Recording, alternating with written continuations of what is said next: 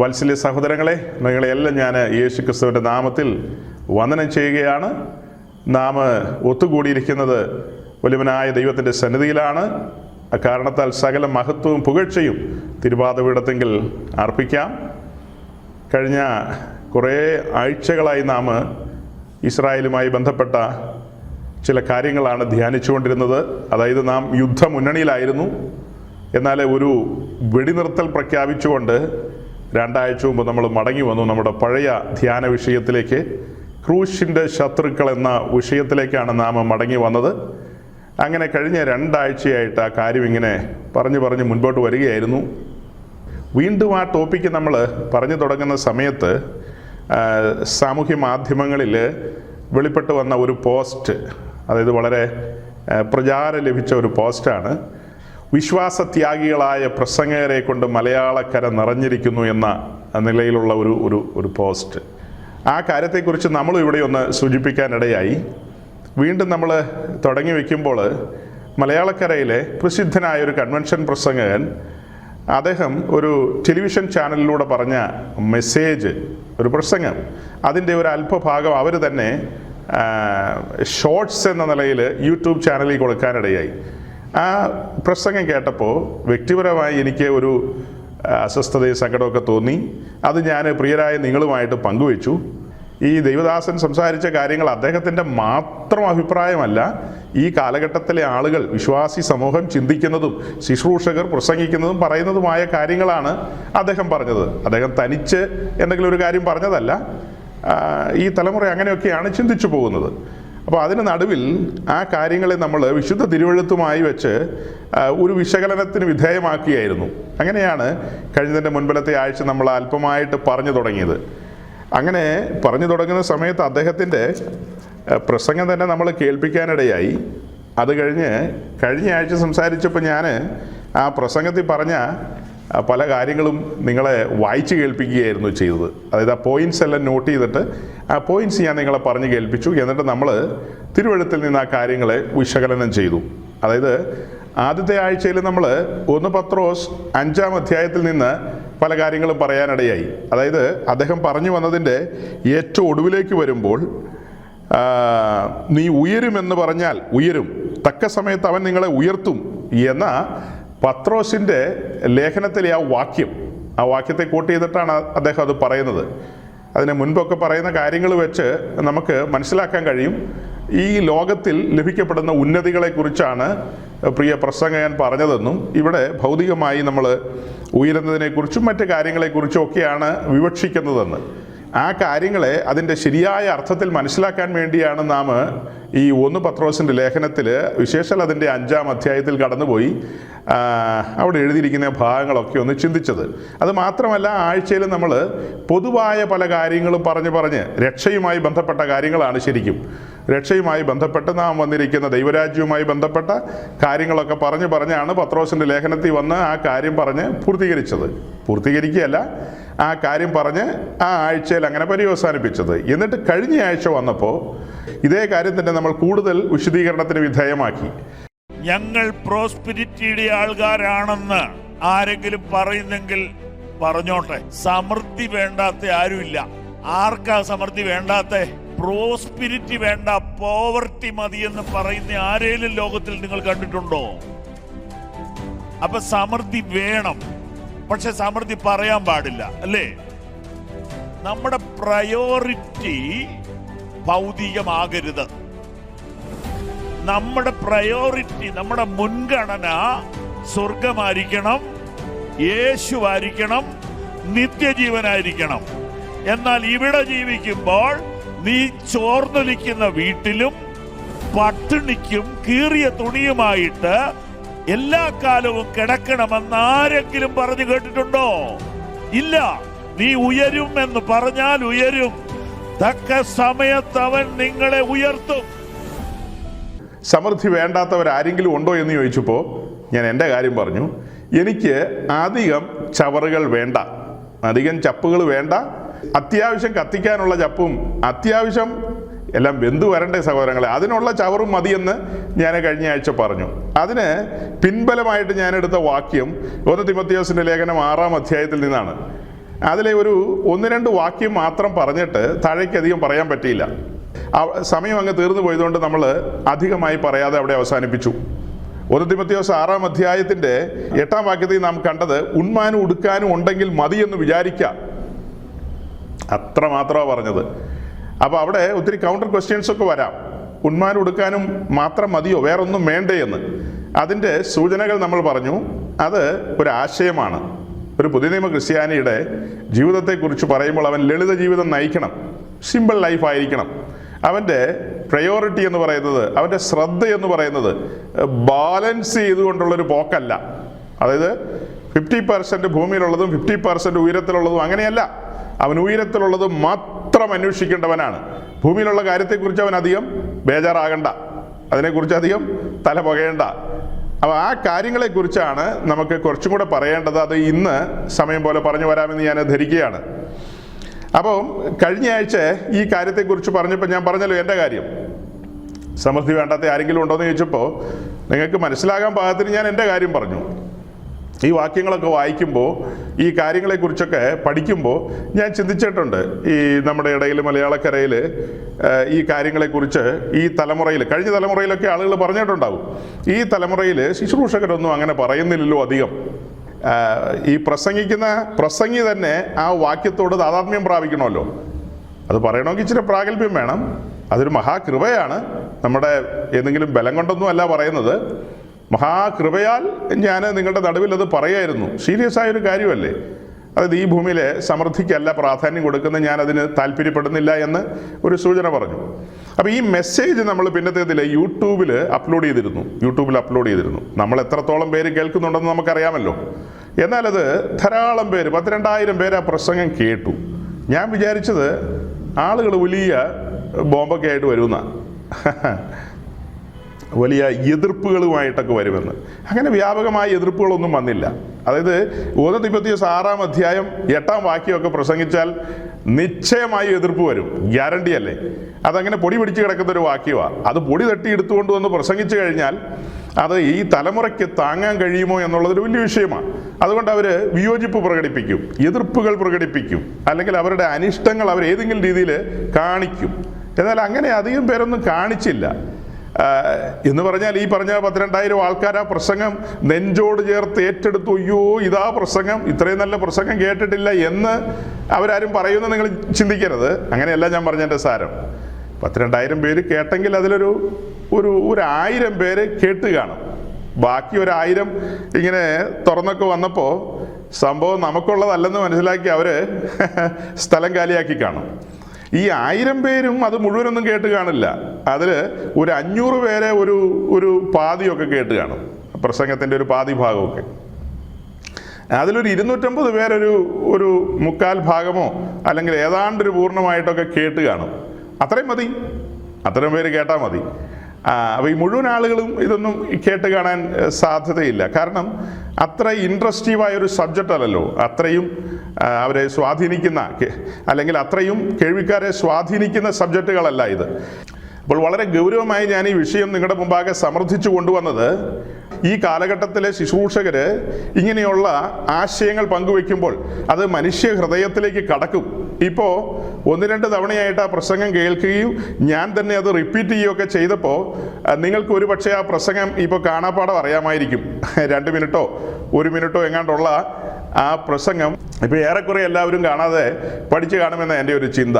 അപ്പോൾ ആ ആശയത്തെ നമ്മൾ ഖണ്ഡിക്കാൻ ശ്രമിച്ചത് ദൈവരാജ്യം എന്നൊരു വിഷയം പറഞ്ഞ് മുൻപോട്ട് വരികയായിരുന്നു. ദൈവരാജ്യം എന്നൊരു വിഷയം, അതായത് ഒരു പാപിയായ മനുഷ്യൻ രക്ഷിക്കപ്പെട്ട് കടന്നു വരുന്ന ദൈവരാജ്യത്തിലേക്കാണ് കടന്നു വരുന്നത്. ആ ദൈവരാജ്യത്തിൽ കടന്നു വരുമ്പോൾ അവൻ ആദ്യമായി മനസ്സിലാക്കുന്ന ഒരു കാര്യമുണ്ട്. ദൈവരാജ്യം എന്ന് പറയുന്നത് ഇഹലോക കാര്യങ്ങളൊന്നുമല്ല, അതായത് ഭൗതിക വിഷയങ്ങളൊന്നുമല്ല. അത് തികച്ചും ആത്മീയ വിഷയങ്ങളാണ്. അത് ഉയരത്തിലെ വിഷയങ്ങളാണ്.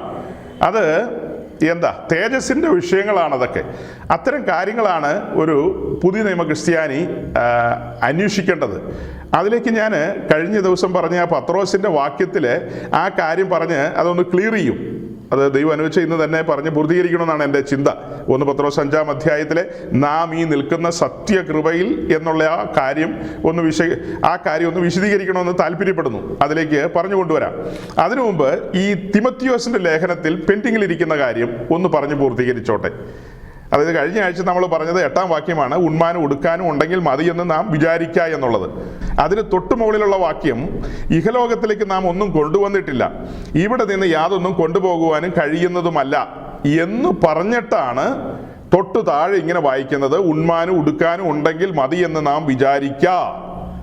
ഇത്രയും പറഞ്ഞു കഴിഞ്ഞിട്ട് പിന്നെ അതിൻ്റെ തൊട്ടു താഴെ നമ്മൾ വായിക്കുന്നത്, ധനികന്മാരാകുവാൻ ആഗ്രഹിക്കുന്നവർ പരീക്ഷയിലും കെണിയിലും കുടുങ്ങുകയും മനുഷ്യർ സംഹാരനാശങ്ങളിൽ മുങ്ങിപ്പോകുവാൻ ഇടവരുന്ന മൗഢ്യവും ദോഷകരവുമായ പല മോഹങ്ങൾക്കും ഇരയായി തീരുകയും ചെയ്യുന്നു. അടുത്ത വാക്യം എന്താ? 9-ാം വാക്യം, ധനികന്മാരാകുവാൻ, പ്രോസ്പർ ആകുവാൻ, അതായത് ഭൗതിക സമ്പത്ത് കൊണ്ട് നിറയുവാൻ ആഗ്രഹിക്കുന്നവർ പരീക്ഷയിലും കെണിയിലും കുടുങ്ങുകയും. കെണിയിൽ കുടുങ്ങുന്ന ഒരു നല്ല കാര്യമാണോ? കെണിയിൽ കുടുങ്ങുകയും മനുഷ്യർ സംഹാരനാശങ്ങളിൽ മുങ്ങിപ്പോകുവാൻ ഇടവരുന്ന മൗഢ്യവും ദോഷകരവുമായ പല മോഹങ്ങൾക്കും ഇരയായി തീരുകയും ചെയ്യുന്നു. സഹോദരങ്ങളെ, ഒരു മുന്നറിയിപ്പാണ് ഇവിടെ പൗലോസ്ലീഹ തരുന്നത്. ഒരു മുന്നറിയിപ്പാണ് തരുന്നത്. ധനികന്മാരാകുവാൻ ആഗ്രഹിച്ച് ആ വഴിയിലൂടെ സഞ്ചരിച്ചാൽ ഇത്തരത്തിലുള്ള വിശ്വാസത്യാഗികളായ പ്രസംഗര്, എനിക്കത് പറയാൻ മടിയില്ല കേട്ടോ, എനിക്കത് പറയാൻ യാതൊരു മടിയില്ല. ഞാൻ ഒരു ദിവസം കൊണ്ട് ഒരു ചെറിയ വീഡിയോ ക്ലിപ്പ് കേട്ടിട്ട് ഇങ്ങനൊരു ആശയം പറയുന്നതല്ല. വളരെ നാളുകൾ, വളരെ കാലങ്ങൾ പഠിക്കുകയും ഒബ്സർവ് ചെയ്യുകയും വിവേചിക്കുകയൊക്കെ ചെയ്തിട്ടാണ് ഈ പദങ്ങൾ ഉപയോഗിക്കുന്നത്. അതായത് ഈ തലമുറയിൽ വിശ്വാസത്യാഗികളായ പ്രസിദ്ധരായ ധാരാളം പേരുണ്ട്. അത്തരക്കാർ പറയുന്ന കാര്യങ്ങൾ ഈ വാക്യങ്ങളുമായിട്ട് പൊരുത്തമുള്ള കാര്യങ്ങളല്ല. അവർ ചോദിക്കുന്നത് എന്താ? സമൃദ്ധി വേണ്ടാത്ത ആരാ ഉള്ളതെന്ന്, സമൃദ്ധി വേണ്ടേ എന്ന്. നമ്മൾ കഴിഞ്ഞ ആഴ്ച കണ്ടെത്തി, പ്രത്യാശയുടെ സമൃദ്ധി ഒരു ദൈവവൈതലിനുണ്ടായിരിക്കണം. അതുപോലെ സന്തോഷ സമൃദ്ധി ഉണ്ടായിരിക്കണം. അവൻ സമാധാനത്തിൻ്റെയും സമൃദ്ധിയിലായിരിക്കണം. ശരിക്കും പറഞ്ഞാൽ റോമാലേഖനത്തിൽ നിന്നും മറ്റുമൊക്കെയാണ് ഈ കാര്യങ്ങൾ നമ്മൾ പറഞ്ഞത്. റോമാലേഖനം 15-ാം അധ്യായത്തിൽ നിന്നും പിന്നെ 5-ാം അധ്യായത്തിൽ നിന്നും ഒക്കെ കണ്ടെത്തിയ ചില വാക്യങ്ങളിൽ നിന്ന് നമുക്ക് മനസ്സിലായ കാര്യമാണ്, ഒരു പുതുനിയമ ക്രിസ്ത്യാനി പ്രത്യാശയുടെ സമൃദ്ധിയിലായിരിക്കണം, അവൻ സന്തോഷത്തിൻ്റെ സമൃദ്ധിയിലായിരിക്കണം. അതേ കാര്യം തന്നെ ഫിലിപ്പി ലേഖനത്തിൽ പറയുന്നുണ്ട്, സന്തോഷിപ്പിനെന്നുള്ളത്. പിന്നെയും പൗലോസ് പറഞ്ഞുകൊണ്ടിരിക്കുകയാണ്, അല്ലെങ്കിൽ പരിശുദ്ധാത്മാവ് വിശുദ്ധ തിരുവഴുത്തിൽ രേഖപ്പെടുത്തിയിരിക്കുകയാണ്. അതായത് കാരാഗ്രഹത്തിൽ കിടക്കുന്ന ഒരു മനുഷ്യനെ കൊണ്ടാണ് അത് എഴുതിപ്പിക്കുന്നത് സന്തോഷിക്കാൻ, അല്ലേ? ഫിലിപ്പിയിലുള്ള വിശുദ്ധന്മാരോട് മാത്രമല്ല, ഭൂലോകത്തിലെമ്പാടുമുള്ള സകല വിശുദ്ധന്മാരോടും പരിശുദ്ധാത്മാവ് ആഹ്വാനം ചെയ്യുന്നത് എന്താ? നിങ്ങൾ നിങ്ങളുടെ രക്ഷയിൽ സന്തോഷിക്കണം, ആനന്ദിക്കണം. സാഹചര്യങ്ങൾ അനുകൂലമാകുമ്പോഴല്ല, ഏത് സാഹചര്യത്തിലും ആയിക്കൊള്ളട്ടെ, പ്രതികൂല സാഹചര്യവും എന്തു ആകട്ടെ, നിങ്ങൾ നിങ്ങളുടെ രക്ഷയിൽ ആനന്ദിക്കണം, സന്തോഷിക്കണം എന്നുള്ള കാര്യമാണ് പറഞ്ഞത്. അതിൻ്റെ ഒരു സമൃദ്ധിയെക്കുറിച്ചാണ് പറയുന്നത്, സമൃദ്ധിയെക്കുറിച്ച്, പ്രത്യാശയുടെ സമൃദ്ധിയെക്കുറിച്ച്, അങ്ങനെയുള്ള കാര്യങ്ങളാണ് പറഞ്ഞത്. അല്ലാതെ ഇവിടെ ഈ ഭൗതിക കാര്യങ്ങൾ കുന്നുകൂടി കഴിഞ്ഞാൽ, കഴിഞ്ഞ ആഴ്ച നമ്മൾ ചിന്തിച്ചൊരു കാര്യമാണ്, ഭാരങ്ങൾ കൂടിക്കഴിഞ്ഞാൽ യാത്രയ്ക്ക് തടസ്സമാണെന്ന്. നാഗൽ സാഹിബിൻ്റെ പാട്ട് വരെ നമ്മൾ കോട്ട് ചെയ്തു, ഭാരങ്ങൾ കൂടിക്കഴിഞ്ഞാൽ യാത്രയ്ക്ക് തടസ്സമാണ്. അത് വെച്ചിട്ടാണ് പറഞ്ഞത്, ഉണ്മാനും ഉടുക്കാനും ഉണ്ടെങ്കിൽ മതിയെന്ന് വിചാരിക്കുക. പിന്നെ ഈ പറഞ്ഞ പരിപാടിക്ക് ഇറങ്ങി തിരിച്ചാൽ ഒരു പക്ഷേ ലോത്തിനെ പോലെ വലഞ്ഞു പോകാനുള്ള സാധ്യതയുണ്ട്. ലോത്തിനെ പോലെ വലഞ്ഞു പോകാൻ. ലോത്തും അബ്രഹാമും കൂടെ ഏതാണ്ട് ഒരുമിച്ചാണല്ലോ സഞ്ചരിച്ചു വന്നത്. ഒരു സമയം കഴിഞ്ഞപ്പോൾ ലോത്തിൻ്റെ ഉള്ളിൽ ഇങ്ങനെ ധാരാളം പച്ചപ്പ് കടന്നു വന്നു. പുള്ളി പച്ചപ്പ് തേടി ആ വഴിക്ക് പോയി. പക്ഷെ അബ്രഹാം ആ പച്ചപ്പിൻ്റെ പുറകെ പോയില്ല. ലോത്തിനോട് പറഞ്ഞു, നീ പച്ചപ്പിൻ്റെ പുറകെ പോവുകയാണെങ്കിൽ ഞാൻ ദൈവഹിതത്തിൻ്റെ പുറകെ പൊക്കോളാം. നീ നിന്റെ ഹിതത്തിനനുസരിച്ച് പോവുകയാണെങ്കിൽ ഞാൻ ദൈവഹിതത്തിനനുസരിച്ച് നീങ്ങിക്കൊള്ളാം. അങ്ങനെ അബ്രഹാം ദൈവഹിതത്തിനനുസരിച്ച് ചലിച്ചു. ലോത്ത് തൻ്റെ മനോഹിതത്തിനനുസരിച്ച്, അല്ലെങ്കിൽ തൻ്റെ ജഡാഭിലാഷങ്ങൾക്കനുസരിച്ച് സഞ്ചരിച്ചു. ഒടുക്കം എന്തായി തീർന്നു? വലഞ്ഞുപോയി. ആ കാര്യമൊക്കെ ചിന്തിച്ചിട്ടാണ് ഇവിടെ പറയുന്നത് 9-ാം വാക്യത്തിൽ, ധനികരാകുവാൻ ആഗ്രഹിക്കുന്നവർ. അതൊരു നല്ല കാര്യമാണെന്നല്ല ഈ പറയുന്നത്. ഇഹലോകത്തിൽ സമ്പത്ത് വർദ്ധിപ്പിക്കാനായിട്ടൊരു പുതിയ നിയമ ക്രിസ്ത്യാനി ശ്രമിച്ചാൽ, അയ്യോ നിന്നെക്കുറിച്ച് കട്ടെന്നല്ലാതെ എന്ത് പറയാനാ? സ്വർഗത്തിലെ ദൈവം ദുഃഖിക്കും എന്നേ എനിക്ക് പറയാനുള്ളൂ. കാരണം അതിനുള്ള വാക്യങ്ങളൊന്നും ഇതിനകത്തില്ല. പുതിയ നിയമത്തിൽ അങ്ങനത്തെ കാര്യങ്ങളൊന്നും എഴുതിയിട്ടില്ല. അപ്പോൾ അവിടെ ഇവിടെയൊക്കെ വാക്യങ്ങളുണ്ടല്ലോ എന്ന് പറഞ്ഞാൽ, ഇപ്പം നിങ്ങൾ പറയാണ്, അല്ലെങ്കിൽ കേൾവിക്കാരായ ആരെങ്കിലും പറയാം, പാസ്റ്ററെ അവിടെ ഒരു വാക്യമുണ്ടല്ലോ ഇവിടെ ഒരു വാക്യമുണ്ടല്ലോ എന്ന്. അതിൻ്റെയൊക്കെ അർത്ഥം പഠിക്കണം, അതിൻ്റെ ആഴം മനസ്സിലാക്കണം. അത് വരും ദിവസങ്ങളിൽ അങ്ങനെയുള്ള വാക്യങ്ങളെല്ലാം നമ്മൾ പുറത്തു കൊണ്ടുവരും. ഈ വക കാര്യങ്ങളിൽ നമുക്കൊരു കൃത്യതയും നിശ്ചയവും ഒന്നും കിട്ടിയില്ലെങ്കിൽ സഹോദരങ്ങളെ മുൻപോട്ട് പോകാൻ കഴിയില്ല. ഞാൻ ഇങ്ങനെ ഒരു കാര്യം പ്രസംഗിക്കാനായിട്ട് ഇത്ര സീരിയസ് ആയിട്ട് തുനിഞ്ഞത്, ഞാൻ ഈ കഴിഞ്ഞ ഒരു മാസമായിട്ട് പല ദിക്കിലുമൊക്കെ സഞ്ചരിക്കുന്നുണ്ട്. പല കൂട്ടായ്മകളിൽ പോകുന്നുണ്ട്, ചെറുതും വലുതുമായ കൂട്ടായ്മകളിലൊക്കെ പോകുന്നുണ്ട്. അവിടെയൊക്കെ ചെന്ന് ദൈവവചനം പങ്കുവെക്കുമ്പോൾ എനിക്ക് വളരെ സങ്കടം തോന്നിയ ഒത്തിരി നിമിഷങ്ങളുണ്ട്. വളരെ സങ്കടം തോന്നിയ നിമിഷങ്ങൾ.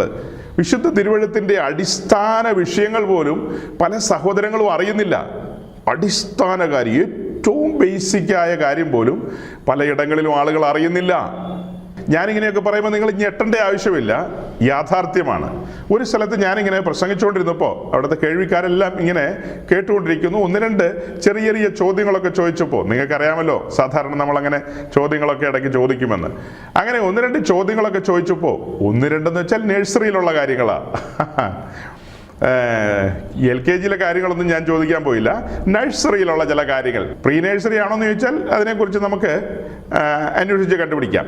എനിവേ, അങ്ങനെ ചോദ്യങ്ങളൊക്കെ ചോദിച്ചപ്പോൾ ഫലപ്രദമായ മറുപടികൾ വരാതെ വന്നപ്പോൾ ഞാൻ നിന്ന് പ്രസംഗിച്ചുകൊണ്ടിരുന്ന ആ പ്രസംഗപീഠത്തെ അവിടെ ഉപേക്ഷിച്ചിട്ട് നേരെ മുൻപോട്ട് ഇറങ്ങി വന്ന് ഒരു കസേര വലിച്ചിട്ടിട്ട് ആ മനുഷ്യരുടെ മുമ്പിൽ ഇരുന്നിട്ട് അവരോട് മുഖാമുഖം അങ്ങ് സംസാരിച്ചു തുടങ്ങി. പ്രസംഗത്തിൻ്റെ രീതി തന്നെ. പ്രസംഗത്തിന് എനിക്ക് 1 മണിക്കൂറോ 1.25 മണിക്കൂറോ ഒരു സമയം ഉണ്ടായിരിക്കും. ആ സമയത്ത് ഞാൻ നിന്ന് ഇങ്ങനെ പ്രസംഗിച്ചുകൊണ്ടിരിക്കുന്നു, അവരിരുന്ന് തലയാട്ടിക്കൊണ്ടിരിക്കുന്നു. അതല്ലാതെ അവരുടെ ഇപ്പോഴത്തെ ആത്മീയ അവസ്ഥയോ കാര്യങ്ങളെ എത്രത്തോളം ഒരാഴത്തിൽ ഗ്രഹിച്ചിട്ടുണ്ടെന്നോ എനിക്ക് മനസ്സിലാകില്ല. ഒരളവിലൊക്കെ പിടികിട്ടും, എന്നാൽ അതതിൻ്റെ ഡെപ്തിൽ മനസ്സിലാകണമെങ്കിൽ ഇറങ്ങിച്ചെന്ന് അവരുമായിട്ട് ഇൻട്രാക്ട് ചെയ്യാണ്. അതൊരു പുതിയ രീതിയാണെന്ന് കൂട്ടിക്കോ. പുതിയ രീതിയോ? അത് തന്നെയല്ലേ കർത്താവ് അവൻ്റെ അപ്പോസ്തലന്മാരും ഒക്കെ ചെയ്തത്. പൗലോസ് പറയുന്നില്ലേ, തിമോഥെയോസിനോട് പറയുന്നില്ലേ, എന്നിൽ നിന്ന് കേട്ടതും പഠിച്ചതുമായ കാര്യം. അത് ഫിലിപ്പിനോട് പറയുന്നില്ലേ, എന്നിൽ നിന്ന് കേട്ടതും ഗ്രഹിച്ചതും പഠിച്ചതും എന്നൊക്കെ. അപ്പോൾ ആ കാലഘട്ടത്തിലൊക്കെ ജനത്തെ പഠിപ്പിച്ചെടുക്കുകയായിരുന്നു, അല്ലെങ്കിൽ അവരെ പണിയുകയായിരുന്നു, വചനത്തിലൂടെ പണിയുകയായിരുന്നു. അങ്ങനെയൊക്കെയായിരുന്നു അപ്പോസ്തലന്മാർ അന്ന് ചെയ്തത്. ചുമ്മാ നിന്ന് എന്തെങ്കിലും പ്രസംഗിച്ചിട്ടങ്ങ് പോവുകയല്ല. അവരത് ഗ്രഹിച്ചോ ഉൾക്കൊണ്ടോ കാര്യങ്ങളെ വേണ്ട വിധത്തിൽ മനസ്സിലാക്കിയിട്ടുണ്ടോ എന്നൊക്കെ ഒരു അന്വേഷണമുണ്ട്. ഇപ്പം ഞാൻ വളരെ ചുരുക്കിയ ഈ കാര്യങ്ങൾ പറയുന്നത്, അതതിൻ്റെ ശരിയായ നിലയിൽ പറഞ്ഞു കഴിഞ്ഞാൽ നിങ്ങൾ ഞെട്ടിപ്പോവും. അത് ഞാൻ മാത്രം ഞെട്ടിയ കാര്യമാണ്. ആ ഞെട്ടൽ എന്നിൽ മാത്രം ഇരിക്കട്ടെ. ഒരു സ്ഥലത്തെ കാര്യമല്ല, പല സ്ഥലത്തെ കാര്യമാണ് പറഞ്ഞത്. ഈ കഴിഞ്ഞ ഒരു 50 ദിവസത്തിനിടയ്ക്കുള്ള കാര്യമാണ് ഞാൻ പറയുന്നത്. ഞാൻ ഞെട്ടിപ്പോയ കാര്യങ്ങൾ. അപ്പം ഞാൻ അങ്ങനെ ഞെട്ടിയിരിക്കുമ്പോഴാണ് ഈ മനുഷ്യൻ പറയുന്നത്, പ്രോസ്പെരിറ്റി വേണ്ടേ. എൻ്റെ ദൈവം, വേദപുസ്തകത്തിൻ്റെ ABCD ചില മേഖലകളിൽ മറഞ്ഞിരിക്കുകയാണ്. പല പ്രിയപ്പെട്ടവർക്കും അതിൻ്റെ ABCD പിടികിട്ടിയിട്ടില്ല. എവിടെയോ ഒരു സ്ഥലത്ത് ഞാൻ ചോദിച്ചു, ക്രിസ്തീയ സഭയുടെ ആരംഭം കുറിക്കപ്പെട്ട ഇടം എവിടെയാന്ന് ചോദിച്ചു. ഉത്തരം കിട്ടിയില്ല. ക്രിസ്തീയ സഭ ആരംഭിച്ചത് എവിടെയാണെന്ന്.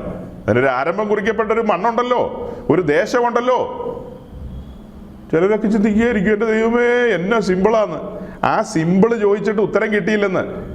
അപ്പം അങ്ങനെ ഓരോ സഭകളിലും ചെന്ന് നമ്മൾ ഇങ്ങനെ ചോദ്യവും ഉത്തരവൊക്കെ ആയിട്ട് അവരുടെ ഹൃദയത്തോട് ഏറ്റവും ചേർന്ന് നിന്ന് സംസാരിക്കുകയാണെങ്കിൽ അവരും ഹൃദയം തുറക്കും.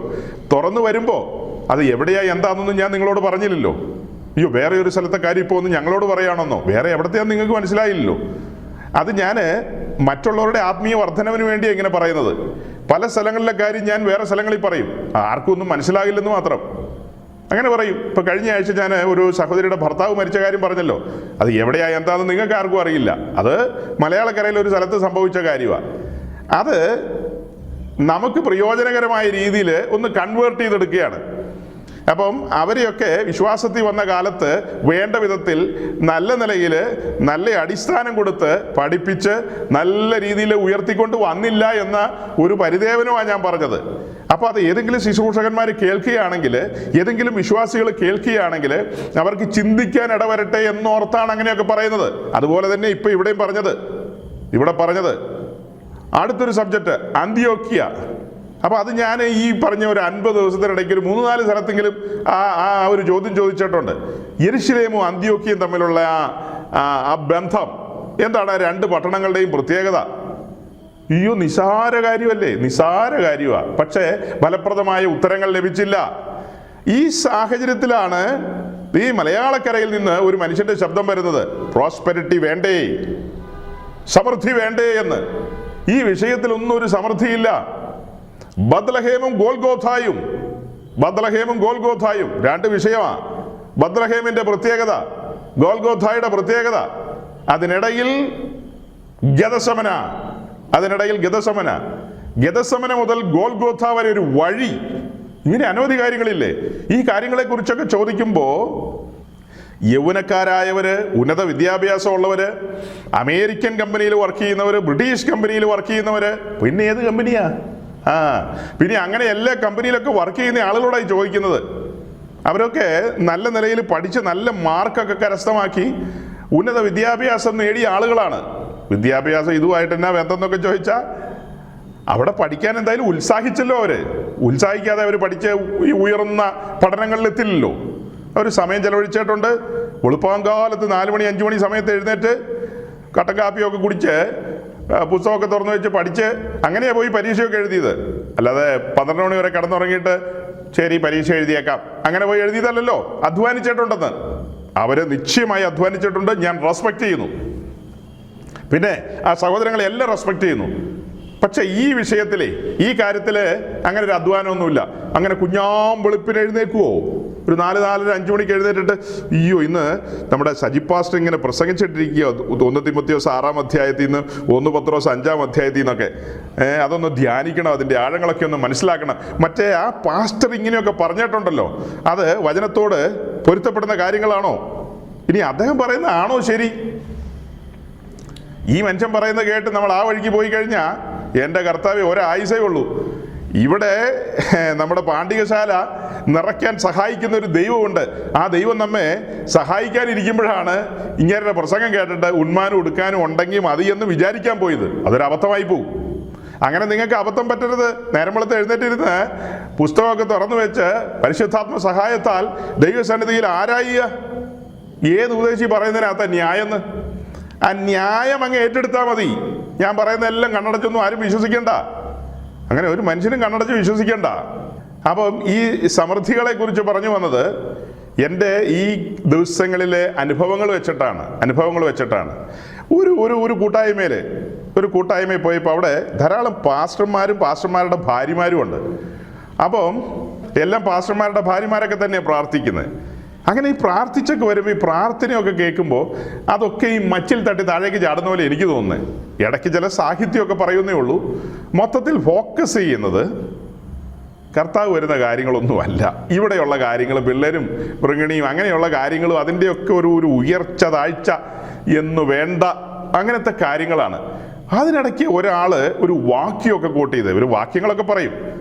അങ്ങനെ പറഞ്ഞു വന്നൊരു വാക്യമാണ് ഈ സദർശിവാക്യം 22:4 താഴ്മയ്ക്കും യഹോവഭക്തിക്കുമുള്ള താഴ്മയ്ക്കും യഹോവഭക്തിക്കുമുള്ള പ്രതിഫലം പിന്നെ ധനവും മാനവുമാണെന്നൊക്കെ അങ്ങനെ എഴുതി വെച്ചിട്ടുണ്ട്. ആ വാക്യമൊക്കെ എടുത്തു വെച്ചിട്ടാണ് ദൈവമേ നിന്റെ വചനത്തിൽ അങ്ങനെ പറയുന്നുണ്ടല്ലോ, ആ ധനവും മാനവും ഞങ്ങൾക്ക് നൽകണമെന്നൊക്കെ നമ്മളിങ്ങനെ കേട്ടിരുന്നു. അത്ര തന്നെ സദർശിവാക്യത്തിൽ എഴുതിയിരിക്കുന്ന ആ വാക്യം ധനവും മാനവും താഴ്മയ്ക്കും യഹോഭക്തിക്കും ലഭിക്കുമെങ്കിൽ ഈ പ്രാർത്ഥിക്കുന്നവർക്കും ഈ പ്രസംഗിക്കുന്നവർക്കും ചിന്തിക്കാവുന്നേ ഉള്ളൂ. അങ്ങനെ ഒരു കാര്യമുണ്ടെങ്കിൽ ഇത് ആദ്യം കിട്ടേണ്ടത്, നമുക്ക് മുമ്പ് സദൃശവാക്യം വായിച്ച ആൾക്കാരാരാ? നമ്മളാണോ ആദ്യം സദൃശവാക്യം വായിച്ചത്? സദൃശവാക്യം ആദ്യം വായിച്ചത് പത്രോസും പൗലോസും യാക്കോബൊക്കെയാ. അവർക്കൊക്കെ ഈ പറയുന്ന ധനവും മാനവും കിട്ടിയോ? പൗലോസ് വ്യക്തമായി തനിക്ക് കിട്ടിയ മാനാഭിമാനങ്ങളെ കുറിച്ച് പറയുന്നുണ്ട്. അയ്യോ കണ്ടമാനം മാനം കിട്ടിയ കാര്യത്തെക്കുറിച്ച് പറയുന്നുണ്ട്. ലുസ്രായിലൊക്കെ ചെന്നപ്പോൾ കിട്ടിയ മാനം പൂമാലകൾ ഇട്ടാണ് സ്വീകരിച്ചത്. അപ്പോൾ അങ്ങനെ പിന്നെ അവർക്കൊക്കെ കിട്ടിയ മാനത്തെക്കുറിച്ച് നമ്മൾ പുസ്തകത്തിൽ നിന്ന് വായിക്കുന്നുണ്ടല്ലോ. പിന്നെ അവർക്ക് ലഭിച്ച ധനത്തെക്കുറിച്ച് നമ്മൾ വായിക്കുന്നുണ്ട്. അപ്പോൾ അതൊക്കെ അങ്ങനെയാണെങ്കിൽ പിന്നെ ആ വാക്യത്തിന് ആത്മീയ അർത്ഥങ്ങളില്ലേ? അത് അങ്ങനെയല്ലേ പഠിക്കേണ്ടത്? ഞാൻ പറഞ്ഞതിൻ്റെ സാരം ഇത്രയേ ഉള്ളൂ. വളരെ വർഷങ്ങൾ ശുശ്രൂഷയിൽ നിൽക്കുന്ന ബൈബിൾ സ്കൂളിലൊക്കെ 5 or 6 കൊല്ലമൊക്കെ പഠിച്ചവരാണ്, എനിക്കറിയാം അവരെയൊക്കെ. അങ്ങനെയൊക്കെ പഠിക്കുകയൊക്കെ ചെയ്ത ആ ആളുകളാണ് താഴ്മയ്ക്ക് യഹോഭക്തിക്കുള്ള പ്രതിഫലം ഇവിടെയുള്ള ചവറുകൾ കിട്ടുമെന്ന് പ്രാർത്ഥിച്ച് ദൈവസന്നിധി ഉയർത്തുന്നത്. അപ്പം ഈ നമ്മൾ വസിക്കുന്ന ഈ കാലഘട്ടത്തിൽ ദൈവജനത്തിൻ്റെ അവസ്ഥ ഇതായിരിക്കെ ഒരു പ്രസിദ്ധനായ ശുശ്രൂഷകൻ ഇതേ ആളുകളുടെ നടുവിൽ തന്നെ വന്ന് നിന്ന് സമൃദ്ധി വേണ്ടേ എന്നൊക്കെ ചോദിച്ചു കഴിഞ്ഞാൽ ഈ സഹോദരിമാരെല്ലാം നെടുമ്പാട് വീഴും. വേണം പാസ്റ്റർ, വേണം. ചില ആളുകൾ ഇങ്ങനെ നടപ്പുണ്ട്, അതൊന്നും അല്ല കാര്യം എന്ന് പറഞ്ഞ്. അങ്ങനെ ഞങ്ങൾ ഇടയ്ക്ക് ഒന്ന് ചഞ്ചലപ്പെട്ടു പോയതാണ്. പക്ഷെ പാസ്റ്ററെ പോലെയുള്ള ആളുകൾ ഇത്ര തുറന്ന് സമൃദ്ധി വേണ്ടേ, എന്നാൽ അത് പറയുവാൻ പാടില്ലേ എന്നൊക്കെ ചോദിച്ചു വന്നപ്പോഴാണ് ഞങ്ങൾക്കൊരു ധൈര്യവും ബലമായത് എന്ന് അവരൊക്കെ പറയാനിട വരും. ആ കാരണത്താലാണ് സഹോദരങ്ങളെ ഞാൻ ഇത്ര തുറന്ന് നിങ്ങളോട് സംസാരിക്കുന്നത്. നമ്മുടെ ചുറ്റുപാടുമുള്ള വിശുദ്ധന്മാർ, പ്രിയപ്പെട്ടവര്, അവരുടെ ഹൃദയം ഭൂമിയിൽ കുരുത്തിട്ടിരിക്കുകയാണ്. ഉയരത്തിലെ ചിന്തകളിലേക്ക് അവർ പോകുന്നില്ല. അപ്പം അതുകൊണ്ട് കഴിഞ്ഞ ആഴ്ച നമ്മൾ പിന്നെയും മുന്നോട്ട് പോയി. ഈ തിമത്തിയോസിന്റെ ലേഖനത്തിൽ നമ്മൾ മുന്നോട്ട് പോയി. സുവിശേഷങ്ങളിലൂടെ 1-2 വാക്യങ്ങൾ നിങ്ങളുടെ മുമ്പാകെ വായിച്ചു കേൾപ്പിച്ചു. അങ്ങോട്ട് കടന്നു പോകുന്നതിന് മുമ്പ് ഒരു വാക്യം കൂടെ വായിച്ചേക്കാം. ഈ 1 തിമത്തിയോസ് 6-ന്റെ 10-ാം വാക്യം നമ്മൾ വായിച്ചില്ല, അത് ഞാൻ വേഗം ഒന്ന് വായിക്കാം. ദ്രവ്യാഗ്രഹം സകലവിധ ദോഷത്തിനും മൂലമല്ലോ, ഇത് ചിലർ കാംക്ഷിച്ചിട്ട് വിശ്വാസം വിട്ടുഴന്ന് ബഹുദുഃഖങ്ങൾക്ക് അധീനരായി തീർന്നിരിക്കുന്നു. ചിലർ വിശ്വാസം വിട്ടുപോകാൻ കാരണമായി തീർന്നത് ദ്രവ്യാഗ്രഹമാണെന്ന്. ദ്രവ്യാഗ്രഹം അതിൻ്റെ സകല സീമകളിൽ ലംഘിച്ച് ഒരുവനിലേക്ക് കടന്നു വരുമ്പോൾ അവൻ വിശ്വാസത്തിൽ നിന്ന് തന്നെ വഴുതി പോവുകയാണ്. നമ്മൾ ഗലാത്യ ലേഖനത്തിൽ വായിക്കുന്നില്ലേ, നിങ്ങൾ ന്യായപ്രമാണം അനുഷ്ഠിക്കാൻ പോയി കഴിഞ്ഞാൽ നിങ്ങൾ കൃപയുടെ പ്രമാണത്തിൽ നിന്ന് വീണുപോയി, നിങ്ങൾ ക്രിസ്തുവിനോട് വേർപെട്ടു പോയി എന്നൊക്കെ അവിടെ എഴുതുന്നത്. അതുപോലെ പുതിയ നിയമസഭയിലെ ഒരു വിശുദ്ധൻ അവൻ ദ്രവ്യാഗ്രഹത്തിലേക്ക് കടന്നുപോയി കഴിഞ്ഞാൽ അവൻ വിശ്വാസത്തിൽ നിന്ന് അകന്നു പോവുക എന്നാണ് വചനം പറയുന്നത്. വിശ്വാസത്തിൽ നിന്ന് അകന്നു പോയിട്ട് നിങ്ങൾ എന്തുണ്ടാക്കി എന്ന് പറഞ്ഞാലും വല്ല കാര്യമുണ്ടോ സഹോദരങ്ങളെ? നിങ്ങൾ വിശ്വാസത്തിൽ നിന്ന് അകന്നു പോയിട്ട് എന്തുണ്ടാക്കിയിട്ട് എന്ത് കാര്യം? അത് പറഞ്ഞപ്പോഴാണ് ഈ 6-ാം അധ്യായത്തിൻ്റെ ഏറ്റവും ഒടുവിലത്തെ വാക്യം സമാനമായ മറ്റൊരു കാര്യവുമായി ബന്ധപ്പെട്ട് ഇവിടെ ദ്രവ്യാഗ്രഹമാണ് പറയുന്നത്. എന്നാൽ മറ്റൊരു കാര്യവുമായി ബന്ധപ്പെട്ട് അതിൻ്റെ 21-ാം വാക്യത്തിൽ എഴുതിയിട്ടുണ്ട്. അതായത് 1 തിമോത്തിയോസ് 6:21. ആ ജ്ഞാനം ചിലർ സ്വീകരിച്ച്, അതായത് അതിന് മുകളിലുള്ള കാര്യങ്ങളും കൂടെ വായിച്ചാൽ മനസ്സിലാകും. ആ ജ്ഞാനം ചിലർ സ്വീകരിച്ച് വിശ്വാസം വിട്ട് തെറ്റിപ്പോയിരിക്കുന്നു. അതായത് ആ കാലഘട്ടത്തിലെ നോസ്റ്റിസിസത്തിൻ്റെ വലിയ വ്യാപാരം നടക്കുന്നൊരു കാലം. ആ കാലഘട്ടത്തിൽ അനേകര് ഈ ദൈവകൃപയുടെ സുവിശേഷമൊക്കെ വിട്ട് ആ ജ്ഞാനത്തിൻ്റെ വഴിയിലൂടെ, ഫിലോസഫികളുടെ വഴിയിലൂടെയും മറ്റു വഴികളിലൂടെയൊക്കെ കടന്നു പോകാനായിട്ട് ശ്രമിച്ചു. അറിവ് വർദ്ധിപ്പിക്കാൻ പരിശ്രമിക്കുന്നു. അതിനോടനുബന്ധിച്ച് അവർ പറയുന്ന ഒത്തിരി ആശയങ്ങളുണ്ട്.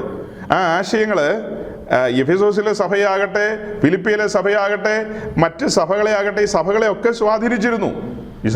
സ്വാധീനിച്ചിരുന്നു. ആ കാരണത്താലാണ് കാരാഗ്രഹത്തിൽ നിന്ന് ലേഖനങ്ങളൊക്കെ എഴുതി ഈ സഭകൾക്ക് അയച്ചത്. അതായത് ഫിലിപ്പിയ സഭയ്ക്ക്, എഫേസ്യ സഭയ്ക്കൊക്കെ ഇങ്ങനത്തെ കൊടുങ്കാറ്റ് സഭയിൽ അടിച്ചതുകൊണ്ടാണ് അതൊക്കെ അയക്കാനിട വന്നത്. അപ്പം ഇവിടെ പറയുന്നത് ഇത്തരത്തിലുള്ള ജ്ഞാനവാദികളുടെ പുറകെ പോയി ചിലർ വിശ്വാസം വിട്ട് തെറ്റിപ്പോയിരിക്കുന്നു. അതേസമയം 10-ാം വാക്യത്തിൽ വായിച്ചത് ചിലർ ദ്രവ്യാഗ്രഹത്തിന്റെ പുറകെ പോയി അവരും വിശ്വാസം വിട്ട് തെറ്റിപ്പോയെന്ന്. വിശ്വാസം വിട്ടൊഴുന്ന് ബഹുദുഃഖങ്ങൾക്ക് അധീനരായി തീർന്നു, വിശ്വാസം വിട്ടുപോകുന്നു.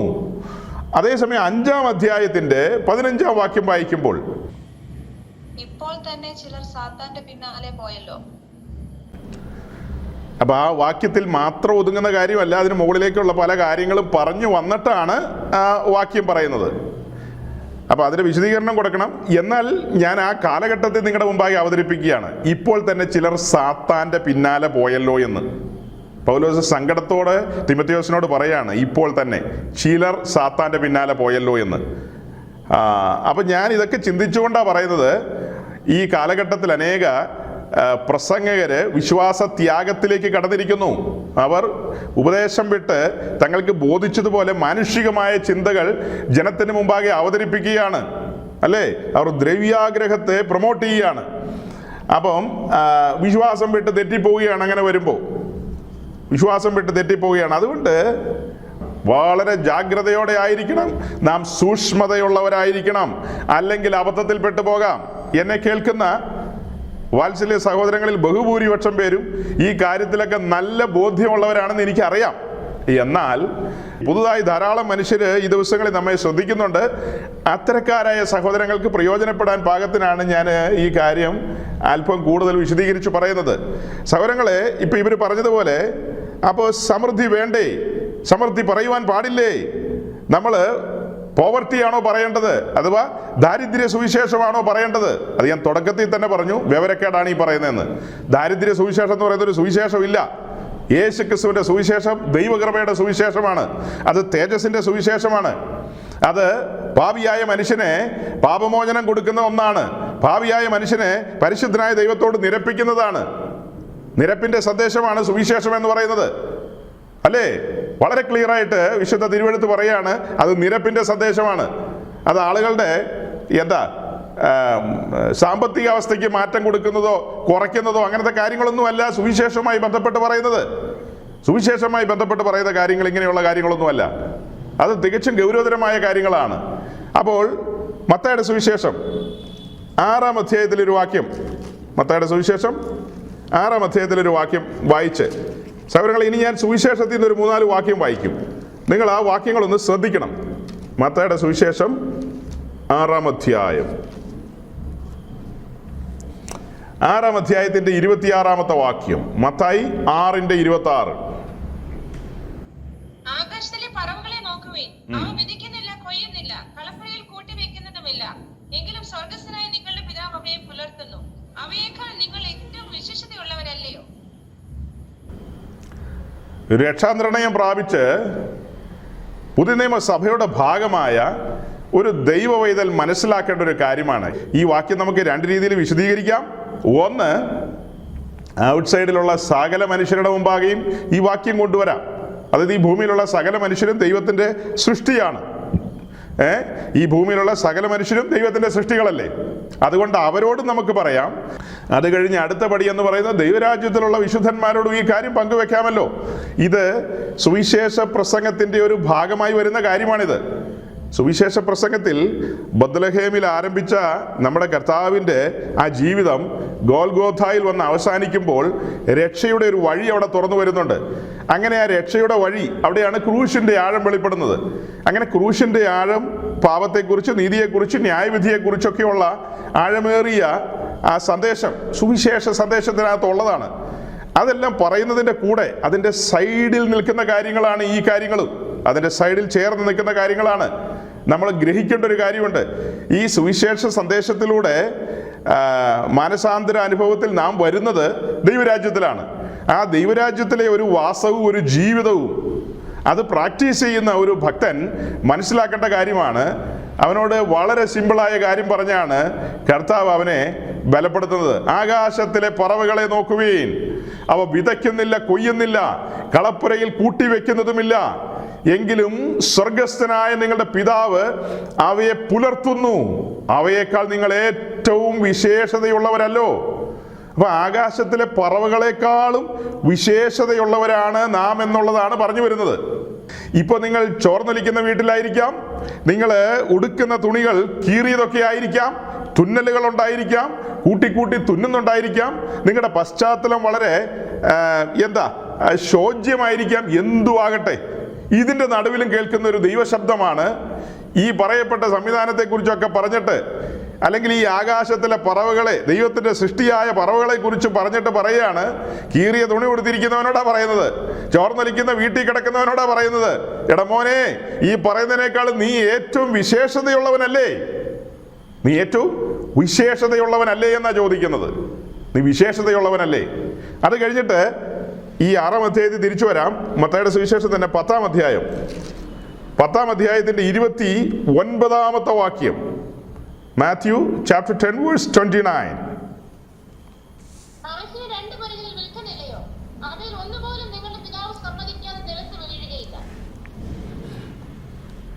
ഇവിടെ വായിക്കുന്നത്, കാശിന് 2 കുരികിലിനെ വിൽക്കുന്നില്ലയോ, അവയിൽ ഒന്നുപോലും നിങ്ങളുടെ പിതാവ് സമ്മതിക്കാതെ നിലത്ത് വീഴുകയില്ല.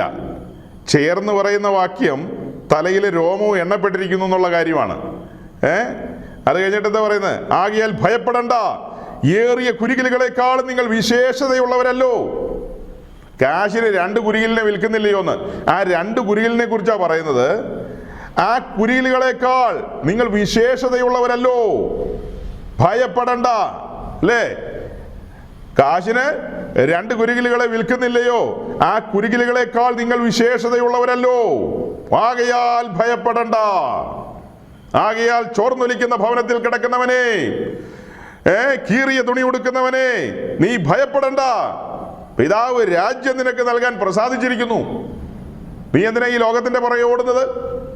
നിന്നെക്കുറിച്ച് കരുതാൻ ഒരു പിതാവുണ്ടെന്നല്ലേ വാക്യങ്ങളിലൂടെ പറഞ്ഞു കൊണ്ടുവരുന്നേ? തീർന്നൊന്നുമില്ല.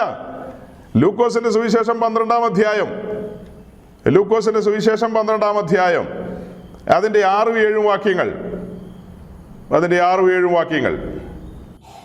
2 കാശിന് 5 കുരികിലിനെ വിൽക്കുന്നില്ലയോ? അവയിൽ ഒന്നിനെ പോലും ദൈവം മറന്നു പോകുന്നില്ല. നിങ്ങളുടെ തലയിലെ മുടി പോലും എല്ലാം എണ്ണിയിരിക്കുന്നു. ആകയാൽ ഭയപ്പെടേണ്ട, ഏറെ കുരുകിനേക്കാളും നിങ്ങൾ വിശേഷതയുള്ളവർ. സെയിം കാര്യം തന്നെ പറഞ്ഞു വരുന്നത്. ഇവിടെ എങ്ങനെയാ പറയുന്നത്? 2 കാശിന് 5 കുരികിലിനെ വിൽക്കുന്ന കാര്യമാണ്. സഹോദരങ്ങളെ, ഈ വാക്യത്തിൽ നമ്മൾ 2 കാശിന് 5 കുരികിലിനെയാണ് കാണുന്നത്. അപ്പോൾ 1 കാശിന് 2 കുരികിലിനെ ചിന്തിക്കാം, 2 കാശിന് 4 കുരികിലിനെ ചിന്തിക്കാം. അപ്പൊ 5-ാമത്തെ കുരികിലിനോ പ്രത്യേകിച്ച് വിലയൊന്നുമില്ല. അങ്ങനെ ചിന്തിക്കുകയാണെങ്കിൽ ആ കുരികിലിനെ പോലും കരുതുന്ന ഒരു ദൈവം, അതിനെ മറന്നു പോകാത്തൊരു ദൈവം, വളരെ പ്രതിസന്ധികളിലൂടെ കടന്നു പോകുന്ന, മനോവിഷമങ്ങളിലൂടെ കടന്നു പോകുന്ന, സാമ്പത്തിക പ്രതിസന്ധികളിലൂടെ കടന്നു പോകുന്ന, കുടുംബ പശ്ചാത്തലം ആടി ഉലഞ്ഞുകൊണ്ടിരിക്കുന്ന ഒരു ദൈവ പൈതലിനെ കരുതാതിരിക്കുമോ? അവനെ മറന്നു പോകുമോ ആ ദൈവം? അവനെ എങ്ങനെ മറന്നു പോകും? ഈ വാക്യങ്ങളൊക്കെ വായിച്ച് സഹോദരങ്ങളെ സ്തബ്ധമായി നിന്നു പോവുകയാണ്. ഒരു കാലത്ത് സുവിശേഷ പ്രസംഗം നടക്കുന്ന സമയത്ത് ആ സുവിശേഷ പ്രസംഗത്തോടുള്ള ബന്ധത്തിൽ ഇങ്ങനെയുള്ള കാര്യങ്ങളെല്ലാം പറയുമായിരുന്നു. ഇങ്ങനെയുള്ള കാര്യങ്ങളൊക്കെ ചർച്ചിനകത്ത് ഇങ്ങനെയുള്ള കാര്യങ്ങളൊക്കെ വായിച്ചു പഠിപ്പിക്കുമായിരുന്നു, ധൈര്യപ്പെടുത്തുമായിരുന്നു, ബലപ്പെടുത്തുമായിരുന്നു, പ്രത്യാശ വർദ്ധിപ്പിക്കുമാറ് അനേക കാര്യം പറയും. ഇതേ അധ്യായത്തിന്റെ തൊട്ടപ്പുറത്ത് തന്നെ 24-ാം വാക്യത്തിൽ കാണുന്നത് കാക്കയെ നോക്കുവിൻ. ഈ വാക്യങ്ങളിലെല്ലാം പറവജാതികളുടെ കാര്യമാണ് പറയുന്നത്. പറവജാതികളുടെ കാര്യം. കാക്കയെ നോക്കുവിൻ, അത് വിതയ്ക്കുന്നില്ല, കൊയ്യുന്നില്ല, അതിന് പാണ്ഡികശാലയും കളപ്പുരയുമില്ല, എങ്കിലും ദൈവം അതിനെ പുലർത്തുന്നു. നിങ്ങൾക്ക് ലജ്ജയ്ക്കായിട്ടാണ് ഞാൻ ഈ വാക്യമൊക്കെ വായിക്കുന്നത്. മലയാളക്കരയിലുള്ള പെന്തിക്കോസുകാർക്ക് ലജ്ജയ്ക്കായിട്ടാണ് ഈ വാക്യമൊക്കെ വായിക്കുന്നത്. തൊട്ട് ചേർന്ന് തന്നെ പറയുന്നത്, പറവജാതിയേക്കാൾ നിങ്ങൾ എത്ര വിശേഷതയുള്ളവർ. ഈ പറവജാതികളെ ഇങ്ങനെ പോറ്റി പുലർത്തുന്ന ഒരു ദൈവം നിങ്ങൾക്ക് ബാങ്ക് ബാലൻസ് ഇല്ലെന്ന് കരുതി നിങ്ങളെ തള്ളിക്കളയുമോ? നിങ്ങൾക്ക് ബാങ്ക് ബാലൻസ് ഇല്ലെന്ന് കരുതി സഹോദരങ്ങളെ, നിങ്ങൾക്ക് ബാങ്ക് ബാലൻസ് ഇല്ലെന്ന് കരുതി, നിങ്ങളുടെ പോക്കറ്റിൽ, നിങ്ങളുടെ പഴ്സിൽ നിറയെ പണമില്ലെന്നും കരുതി ആ ദൈവം നിങ്ങളുടെ കാര്യങ്ങളിൽ കരുതലില്ലാതെ കൂട്ടായ്മ കാണിക്കാതിരിക്കുമോ? ഈ കുരികിലുകളോട് ഇങ്ങനെ കൂട്ടായ്മ കാണിക്കുന്ന ദൈവം, കൂട്ടായ്മ എന്ന് വെച്ചാൽ എന്താ? കരുതൽ, തൻ്റെ സൃഷ്ടിയോടുള്ള കരുതൽ. ആ സൃഷ്ടിക്ക് വേണ്ടതെല്ലാം കരുതി വെക്കുന്ന ദൈവം, ആ സൃഷ്ടികളിൽ മണിമകുടമായ ശ്രേഷ്ഠതയുള്ള തൻ്റെ ഛായയിലും സ്വരൂപത്തിലും സൃഷ്ടിച്ച തൻ്റെ ജനത്തോട് കരുതലില്ലാതിരിക്കുമോ? ആദ്യപടി. അതിന്റെ അടുത്ത പടി എന്താ? തൻ്റെ രക്തത്താൽ വീണ്ടെടുത്ത തൻ്റെ മണവാട്ടിക്ക് വേണ്ടി ഒരു കരുതലുമില്ലാത്തവനാണോ ആ മണവാളൻ എന്നൊക്കെ ചോദിക്കേണ്ടി വരില്ലേ? മണവാളൻ സമ്പന്നനാണ്, അവൻ സകലത്തിലും സമ്പന്നനാണ്, വാരി വിതറുവാൻ പ്രാപ്തനായൊരു മണവാളനാണ്. അവൻ തൻ്റെ മണവാട്ടിക്ക് വേണ്ടി, അവളുടെ മരുഭൂയാത്രയ്ക്ക് വേണ്ടിയ കാര്യങ്ങൾ കരുതില്ലേ? മുൻപോട്ടുള്ള പ്രയാണത്തിന് വേണ്ടിയ കാര്യങ്ങളൊന്നും കരുതാത്തവനാണോ? പിന്നെ നമ്മളെന്തിനാ ടെൻഷൻ അടിക്കുന്നത്? പിന്നെ നമ്മളെന്തിനാ ഇങ്ങനത്തെ പ്രസംഗമൊക്കെ പ്രസംഗിക്കുന്നത്? ഒരു പുതിയ നിയമ ശുശ്രൂഷകൻ ഇങ്ങനത്തെ പ്രസംഗമൊക്കെ പ്രസംഗിക്കണോ? മഹാമണ്ഡതരമല്ലേ? നമ്മെ കരുതുന്ന ഒരു ദൈവമുണ്ട്. നമുക്ക് വേണ്ടി എല്ലാ കാര്യങ്ങളും വഴിയിൽ ഒരുക്കി വെച്ചിരിക്കുന്ന ഒരു സ്വർഗീയ പിതാവുണ്ട്. തുടക്കത്തിൽ നമ്മളതൊക്കെ പറഞ്ഞിരുന്നു. ഇസ്രായേലുമായി ബന്ധപ്പെട്ട് വഴിയിൽ അവർക്ക് വേണ്ടിയ കാര്യങ്ങളെല്ലാം കരുതിയ ദൈവം, ആ ദൈവം നമുക്ക് വേണ്ടിയും കരുതാതിരിക്കുമോ പ്രിയരെ? ആ ദൈവം നമ്മെ മാത്രം കൈവിട്ട് കളയുമോ? ഈ തലമുറയിൽ നമ്മുടെ പൂർവ്വപിതാക്കന്മാരെ എല്ലാം നടത്തിയ ദൈവം, 1, 2, 3 നൂറ്റാണ്ടിലെ വിശുദ്ധന്മാരെ നടത്തിയ ദൈവം, 1, 2, 3 നൂറ്റാണ്ടിലെ വിശുദ്ധന്മാരെ സമൃദ്ധമായി നടത്തിയ ദൈവം ഈ തലമുറയിൽ വരുമ്പോ നമ്മെ കൈവിട്ട് കളയുമോ? അങ്ങനെ ഒരിക്കലും ചെയ്യില്ല സഹോദരങ്ങളെ. പുതിയ നിയമ വിശ്വാസിയുടെ മുന്നോട്ടുള്ള പ്രയാണത്തിന്റെ ഫ്യൂവൽ എന്ന് പറയുന്നത് വിശ്വാസമാണ്. ഒരു പുതിയ നിയമ വിശ്വാസി മുൻപോട്ട് പ്രയാണം ചെയ്യുന്നത് വിശ്വാസത്താലാണ് മുൻപോട്ട് പോകുന്നത്. ദൈവം കരുതും. അബ്രഹാമിന്റെ വിശ്വാസം എന്നൊക്കെ നമ്മൾ പറയില്ലേ? അബ്രഹാം എന്താ ഇസഹാക്കിനോട് പറഞ്ഞേ? ഇസഹാക്കിന്റെ ചോദ്യത്തിന് മുമ്പാകെ ദൈവം കരുതും മകനെ എന്നാ പറഞ്ഞത്. ഒരു ശുശ്രൂഷകൻ വിശ്വാസികളെ, ദൈവമക്കളെ കർത്താവിന്റെ ആട്ടിൻകൂട്ടത്തോടെ എന്താ പറഞ്ഞു കൊടുക്കേണ്ടത്? കരുതും പ്രിയരെ. നമ്മുടെ ദൈവം കരുതുന്ന ദൈവമാ, കൈവിടുന്ന ദൈവമല്ല. നമ്മളൊരു പ്രോസ്പെരിറ്റിയുടെ പുറകിലും പോകണ്ട. പക്ഷെ നാം പ്രത്യാശയുടെ സമൃദ്ധിയിലായിരിക്കണം, സന്തോഷത്തിന്റെ സമൃദ്ധിയിലായിരിക്കണം. ആ സമൃദ്ധി നാം അനുഭവിക്കണമെന്ന് പഠിപ്പിക്കണം. അങ്ങനെയല്ലേ പഠിപ്പിക്കേണ്ടത്? അതിന് പകരം ഇങ്ങനത്തെ വർത്തമാനം പറഞ്ഞാൽ ജനം വഴിതെറ്റി പോവില്ലേ? സഹോദരങ്ങളെ, ഈ സുവിശേഷ ഭാഗങ്ങളൊക്കെ പറയുമ്പോൾ എൻ്റെ ഉള്ളിൽ, എൻ്റെ നെഞ്ചിലൊരു ഇടിപ്പ് വരുന്നുണ്ട്. നിങ്ങൾക്ക് കേൾക്കാൻ പറ്റുന്നുണ്ടോ എന്ന് അറിയില്ല. ദൈവം, ഈ വായിച്ച വാക്യങ്ങളൊക്കെ എനിക്ക് വേണ്ട വിധത്തിൽ വിശദീകരിക്കാനായിട്ടൊന്നും പറ്റിയിട്ടില്ല. അതിൻ്റെ ഉള്ളടക്കം, അതിൻ്റെ ആഴം, അതിലെ ദൈവിക കരുതലുകൾ, ദൈവത്തിൻ്റെ കരുതലുകൾ അതെല്ലാം മറനീക്കി നിന്റെ ജനത്തിന് നീ കൊടുക്കണമേ എന്ന വാഞ്ചയിലാണ് ഞാൻ ഈ വാക്യങ്ങളൊക്കെ വായിപ്പിച്ചത്. അതായത് സഹോദരങ്ങളെ, ഞാനൊരു വലിയ പ്രസംഗിയല്ല. ഞാൻ പറഞ്ഞു, എൻ്റെ കഴിഞ്ഞ ഒരു 50 ദിവസത്തെ സഞ്ചാരം വിശുദ്ധന്മാരുടെ നടുവിൽ, പല കാലങ്ങളിൽ രക്ഷിക്കപ്പെട്ടു വന്ന മനുഷ്യരുടെ, സ്ത്രീ പുരുഷന്മാരുടെ നടുവിൽ, പ്രായമുള്ളവരുടെ നടുവിൽ, യൗവനക്കാരുടെ നടുവിൽ ഒക്കെ ഞാൻ സഞ്ചരിച്ചു. ഈ സഞ്ചാരങ്ങളിൽ അവരൊക്കെ എന്നെ സ്നേഹിച്ചിട്ടുണ്ട്, അവർക്ക് കർത്താവിനോട് സ്നേഹമൊക്കെ ഉണ്ട്. പക്ഷെ ദൈവവചനത്തിൻ്റെ ആ ഒരു ഡെപ്തും, ആ വിശ്വാസത്തിൻ്റെ തീവ്രതയും, അതുപോലെ പ്രത്യാശയുടെ സമൃദ്ധിയും അതിൻ്റെ ആഴത്തിൽ ഞാൻ കണ്ടിട്ടില്ല. അപ്പം ഈ ചിന്തകളൊക്കെ എന്നെ ഭരിക്കുന്നതുകൊണ്ടാണ് ഞാൻ ഈ സുവിശേഷ ഭാഗങ്ങൾ ഇപ്പം നിങ്ങളുടെ മുമ്പാകെ കൊണ്ടുവന്നത്. ഈ കുരുകിലുകളെയൊക്കെ ഇങ്ങനെ കരുതുന്നെങ്കിൽ, ഈ പറവകളെയൊക്കെ ഇങ്ങനെ കരുതുന്നെങ്കിൽ നമ്മളെ കരുതാതിരിക്കുമോ? നമ്മളെ കരുതുമെന്നല്ലേ? ഇനി വേഗം ഞാൻ മത്തായി 6-ാം അധ്യായത്തിലേക്ക് ഒന്നുകൂടെ വന്നിട്ട് പെട്ടെന്ന് നമുക്ക് മുൻപോട്ട് പോകാം. നമുക്ക് മത്തായി 6-ലേക്ക് ഒന്നുകൂടെ ഓടി വരാം, 6-ാം അധ്യായത്തിലേക്ക്.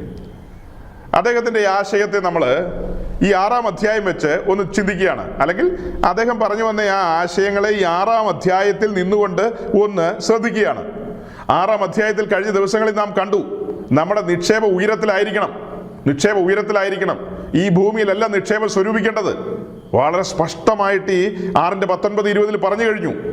അതുപോലെ നമ്മൾ എബ്രായ ലേഖനത്തിലേക്ക് വന്നപ്പോൾ എബ്രായ ലേഖനം 10-ാം അധ്യായത്തിൽ കണ്ടത്, ഈ സുവിശേഷ സത്യങ്ങൾ വെളിപ്പെട്ട യഹൂദ മലനാട്ടിലുള്ള, പലസ്തീന്റെ മണ്ണിലുള്ള ആദിമ നൂറ്റാണ്ടിലെ വിശുദ്ധന്മാർ, നമ്മുടെ കൂട്ട് വലിയ പഠനങ്ങളൊന്നും ഉള്ളവരല്ല, MTech MBA MTH ഒന്നും പഠിച്ചവരല്ല. ആ നൂറ്റാണ്ടിലെ വിശുദ്ധന്മാര്, സാധാരണക്കാരായ മനുഷ്യര്, ആ മനുഷ്യരെ കുറിച്ച് എഴുതിയിരിക്കുകയാണ്. അവർ സമ്പത്തുകളുടെ അപഹാരം സന്തോഷത്തോടെ സഹിച്ചെന്ന്. സമ്പത്തുകളുടെ അപഹാരം സന്തോഷത്തോടെ കൂടെ സഹിച്ചു. അവരെക്കുറിച്ച് എഴുതിയിരിക്കുന്നത്, അല്ലെങ്കിൽ അവരെക്കുറിച്ചല്ല, നമ്മെക്കുറിച്ചും പുതിയ നിയമ വിശുദ്ധന്മാരെ കുറിച്ച് എഴുതിയിരിക്കുന്നത്, നമുക്ക് വേണ്ടി സ്വർഗത്തിലെ ദൈവം ഏറ്റവും നല്ലതൊന്ന് മുൻകരുതിയിരുന്നു. നമുക്ക് വേണ്ടി ഏറ്റവും നല്ലതൊന്ന് മുൻകരുതി. അത് തിരിച്ചറിഞ്ഞ 1-ാം നൂറ്റാണ്ടിലെ വിശുദ്ധന്മാർ, അവർ സമ്പത്തുകളുടെ അപഹാരം സന്തോഷത്തോടുകൂടെ സഹിച്ചു. സമ്പത്തുകളുടെ പുറകെ പോയവരല്ല, സമ്പത്തുകളെ തേടിപ്പോയവരല്ല. അവർ ദൈവവിഷയത്തിൽ സമ്പന്നരാകാൻ ശ്രമിച്ചവരാണ്. ദൈവവിഷയത്തിൽ, ആത്മീയത്തിൽ സമ്പന്നരാകുക എന്നുള്ളതിനാണ് ഊന്നൽ കൊടുത്തത്. അതായത് പിതാവ് സൽഗുണപൂർണനായതുകൊണ്ട് ആ സൽഗുണപൂർണനായ പിതാവിന്റെ സൽഗുണപൂർണതയിലേക്ക് വരണമെന്നൊരാഗ്രഹം അവരുടെ ഉള്ളിലുണ്ടായിരുന്നു. ശുശ്രൂഷകന്മാർ അതാന്നേ പറഞ്ഞുകൊണ്ടിരുന്നത്. പത്രോസിന്റെ പ്രസംഗമൊക്കെ നോക്കുക, പത്രോസിന്റെ മാത്രമല്ല പൗലോസിന്റെ ഒക്കെ പ്രസംഗം നോക്കുക. ക്രിസ്തുവിന്റെ ഡിവൈൻ ക്യാരക്ടറിന് നമ്മൾ പാർട്ടേക്കേഴ്സ് ആകണമെന്നുള്ളതാണ് അവർ പറഞ്ഞുകൊണ്ട് വരുന്നത്. പങ്കാളിത്തം വഹിക്കണം, ആ ദിവ്യ സ്വഭാവത്തിലേക്ക് വരണം, ആ തേജസ്സിന്റെ നിലയിലേക്ക് വരണം. ഇതൊക്കെയാണ് അവർ പഠിപ്പിച്ചിരുന്നത്. സമാധാനത്തിൽ വർത്തിക്കാനാണ് ലേഖനങ്ങളൊക്കെ എഴുതി ക്ലോസ് ചെയ്യുന്നത്. സമാധാനം നഷ്ടപ്പെട്ട പോയി. അതുകൊണ്ടാണ് ഇടയ്ക്കിടയ്ക്ക് പറയുന്നത്, ഭയപ്പെടണ്ട. എന്തിനു ഭയപ്പെടുന്നു? ഏറിയ കുരികിലുകളെക്കാൾ ശ്രേഷ്ഠതയുള്ളവരെ, അയ്യോ ശ്രേഷ്ഠന്മാരെ, യേശുക്രിസ്തുവിന്റെ രക്തത്താൽ വീണ്ടെടുക്കപ്പെട്ട അവന്റെ ശ്രേഷ്ഠമതികളെ, നിങ്ങൾ എന്തിനു ചഞ്ചലപ്പെടണം?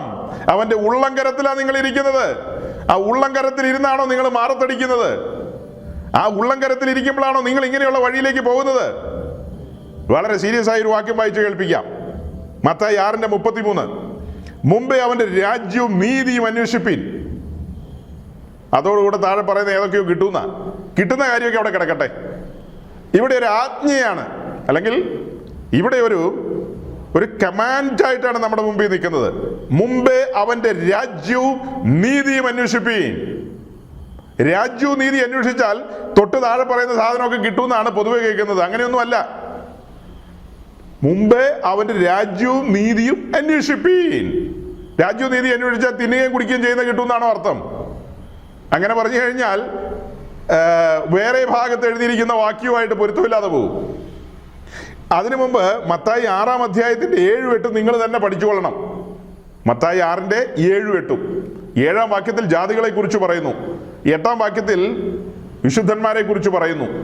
ജാതികൾക്കൊരു പിതാവില്ലെന്ന് പറയുന്നു, ദൈവമക്കൾക്ക് ഒരു പിതാവുണ്ടെന്ന് പറയുന്നു. അവർക്ക് പിതാവില്ലാത്തതുകൊണ്ട് അവർ ജൽപ്പനം ചെയ്തുകൊണ്ടിരിക്കുന്നു. നിങ്ങൾക്ക് പിതാവുള്ളത് കൊണ്ട് നിങ്ങളുടെ ആവശ്യങ്ങൾ ഇന്നതെന്ന് സ്വർഗത്തിലെ ദൈവം അറിയുന്നു. പ്രോസ്പെരിറ്റി ആണോ നിങ്ങളെ പ്രോസ്പെരിറ്റി? അതായത് പ്രോസ്പെരിറ്റി വേണമെന്ന് വെച്ചാൽ സാമ്പത്തിക സമൃദ്ധി വേണമെന്നൊക്കെ നിങ്ങൾ ആഗ്രഹിക്കുമ്പോൾ ദൈവം കൂടെ ആഗ്രഹിക്കേണ്ടത്. ദൈവം കൂടെ ആഗ്രഹിക്കണ്ടേ? നിങ്ങളങ്ങ് ആഗ്രഹിച്ച് മുട്ടിപ്പായി ഇങ്ങനെ ജൽപ്പനം ചെയ്തുകൊണ്ടിരുന്നാൽ കിട്ടുമോ? അങ്ങനെ കിട്ടുമോ? അതിന് വചനമല്ലോ ഉണ്ടോ? അതിനെവിടെയാ വചനമുള്ളത്? യേശുക്രിസ്തുവിന്റെ നാമത്തിൽ അപേക്ഷിക്കുന്നത് ഒക്കെയും ലഭിക്കുമെന്ന് യോഹന്നാൻ 15 വെച്ച് പല പ്രിയപ്പെട്ടവരും പറയും. അതേസമയം 1 യോഹന്നാനിൽ എഴുതിയിട്ടുണ്ട്, അവന്റെ ഇഷ്ടപ്രകാരം നാം എന്തെങ്കിലും അപേക്ഷിച്ചാൽ എന്നാണ് എഴുതിയിരിക്കുന്നത്. അതായത് കർത്താവിന്റെ ഇഷ്ടപ്രകാരം അപേക്ഷിച്ചാൽ അതൊക്കെ പിതാവ് നമുക്ക് സാധിപ്പിച്ചു തരുമെന്ന്. ദൈവഹിതപ്രകാരം ആയിരിക്കണം നമ്മുടെ അഭിലാഷങ്ങളും താല്പര്യങ്ങളും ഒക്കെ ഉണർത്തിക്കേണ്ടത്. നമ്മുടെ ജഡത്തിന്റെ പൂർത്തീകരണത്തിന് വേണ്ടി അല്ലെങ്കിൽ ജഡത്തിന്റെ തൃപ്തിക്ക് വേണ്ടി അപേക്ഷിക്കുന്നതെല്ലാം തരാമെന്നൊന്നും വാക്കില്ല. അങ്ങനെ ഒരു വാക്കൊന്നും പറഞ്ഞിട്ടില്ല. ഈ 7-8 വാക്യങ്ങളിൽ നിന്ന് നമുക്ക് കിട്ടുന്ന ഒരു ഉത്തരമാണ് എന്ത് തിന്നും, എന്ത് ഉടുക്കും, എന്ത് കുടിക്കും എന്നുള്ളതിന്റെ ഉത്തരം അവിടെയുണ്ട്. ഈ വക കാര്യത്തെക്കുറിച്ച് നിങ്ങൾ അന്വേഷിക്കുകയൊന്നും വേണ്ട, അതൊക്കെ കരുതുന്ന ഒരു സ്വർഗീയ പിതാവ് ഉണ്ടെന്ന് അവിടെ ഉത്തരവുണ്ട്. അപ്പം 33-ാം വാക്യത്തിന്റെ തുടക്കത്തിൽ എന്താ പറയുന്നത്? മുമ്പേ അവന്റെ രാജ്യവും നീതി അന്വേഷിക്കുക. ദൈവരാജ്യത്തിലേക്ക് വന്നിരിക്കുന്ന ഒരു ഭക്തനോടാ പറയുന്നത്, രാജ്യവും നീതി അന്വേഷിക്കുക. അപ്പൊ റോമാലേഖനത്തിൽ എഴുതിയിരിക്കുന്നത് എന്തെന്നാ? ദൈവരാജ്യം ഭക്ഷണവുമല്ല പാനീയവുമല്ല. അപ്പൊ ദൈവരാജ്യം അന്വേഷിച്ചാൽ ഭക്ഷണവും പാനീയവും കിട്ടുമെന്നാണോ അതിന്റെ അർത്ഥം? ഒന്ന് ചിന്തിക്കണം കേട്ടോ. 33-ാം വാക്യത്തിൽ പറയാണ് രാജ്യവും നീതി അന്വേഷിച്ചാൽ ഈ താഴെ പറഞ്ഞ കാര്യമൊക്കെ കിട്ടുമെന്ന്. വേറെ ആൾക്കാർ പറയുന്നത് അങ്ങനെയല്ല, അതോടുകൂടെ സകലതും കിട്ടുമെന്ന. അങ്ങനെയൊന്നും ഇവിടെ എഴുതിയിട്ടില്ല. അതോടുകൂടെ ഇതൊക്കെ കിട്ടുമെന്നാണ് എഴുതിയിരിക്കുന്നത്. അതായത് ഈ പറഞ്ഞ 2-3 കൂട്ടം കാര്യം അതാണ് പൊതുവെ വിശദീകരിക്കുന്നത്. ഞാനോ നിങ്ങളോട് പറയുന്നു, അതിനേക്കാളൊക്കെ അപ്പുറമാണ് ആ വാക്യത്തിന്റെ ആഴം. നാം രക്ഷിക്കപ്പെട്ട് സ്നാനപ്പെട്ട് കൃപയിൽ ദൈവരാജ്യത്തിലായിരിക്കുകയാണ്. ഇതൊക്കെ വിശദീകരിക്കണമെങ്കിൽ വേറെ ഗംഭീരമായ വിഷയങ്ങൾ ഇതിനോട് കൂടെ കൊണ്ടുവന്നാലാണ് നമുക്ക് തിരിഞ്ഞു വരുള്ളൂ. നമ്മൾ മുൻപ് പ്രസംഗിച്ച ഒരു പ്രസംഗമുണ്ട്. ഇസ്രായേൽ ചെങ്കടൽ കടന്നു, മരുഭൂമിയിലൂടെ യാത്ര ചെയ്യുന്നു. അടുത്ത സ്റ്റേജ് എന്ന് പറയുന്നത് യോർദാനാണ്. യോർദാൻ ക്രോസ് ചെയ്യണം. യോർദാൻ ക്രോസ് ചെയ്താൽ പിന്നെ ചെന്ന് കയറുന്ന സ്ഥലമാണ് വാഗ്ദത്ത ഭൂമി, പ്രോമിസ്ഡ് ലാൻഡ്. ഇതൊക്കെ വെച്ചിട്ടാണ് ഈ വാക്യമൊക്കെ വിശദീകരിക്കുന്നത്. ഈ 33-ാം വാക്യം വിശദീകരിക്കുമ്പോൾ ഈ യാത്ര, യോർദാൻ കടക്കുന്നത്, വാഗ്ദത്ത ഭൂമിയിൽ എത്തുന്നത്, അപ്പൊ പ്രാർത്ഥനയുടെ അന്തരീക്ഷം മാറുന്നത്, അന്വേഷണത്തിന്റെ ചിന്തകളുടെ ആവശ്യങ്ങളുടെ ഒക്കെ രീതി മാറുകയാണ്. ഈ മരുഭൂമി കിടന്ന് വട്ടം കറങ്ങുന്നവരുടെ പ്രാർത്ഥനയും അവരുടെ അന്വേഷണവും അവരുടെ പ്രസംഗവും, ആ ഉദ്ദേശിയൊക്കെ മരുഭൂമി കിടന്നാണ് പ്രസംഗിച്ചത്. പ്രസംഗം എവിടെയാ? ശരിക്കും പുതിയ നിയമ ശുശ്രൂഷ എന്ന് പറയുന്നത് യോർദാന്റെ അങ്ങേ കരയില, അതായത് വാഗ്ദത്ത ഭൂമിയിൽ നിന്നാണ് പ്രസംഗിക്കേണ്ടത്, അല്ലാതെ മരുഭൂമി നിന്നല്ല പ്രസംഗിക്കേണ്ടത്. അങ്ങേ കരയിൽ നിന്നിട്ട് ഈ മരുഭൂമിയിലൂടെ വരുന്ന ആൾക്കാരെയെല്ലാം വെൽക്കം ചെയ്യണം. മോസ്റ്റ് വെൽക്കം, വേഗം വേഗം വേഗം, താമസിക്കല്ലേ, എല്ലാവരും വേഗം വേഗം യോർദാൻ കടക്കാൻ പറയണം. യോർദാൻ കടക്കണം, നിങ്ങളുടെ സ്വയത്തിന്റെ മരണം സംഭവിക്കണം. ഇനി ജീവിക്കുന്ന ഞാനല്ല, എന്നിൽ ക്രിസ്തു അത്രേ. ഗലാത്യലേഖനം 2:20. ആ വാക്യം ഉരുവിടുന്ന ഒരു പുതിയ നിയമ ഭക്തൻ.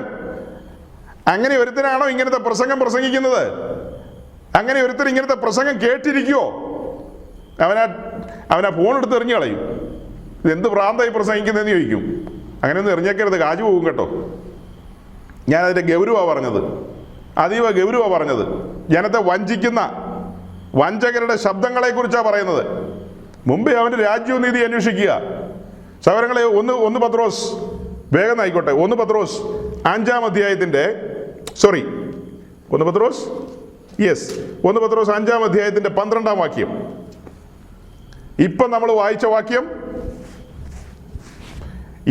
വായിച്ച വാക്യം മത്തായി 6:33. മുമ്പേ അവന്റെ രാജ്യവും നീതി അന്വേഷിക്കുക. ഞാൻ അത്രയും പറഞ്ഞങ്ങ് നിർത്തുക.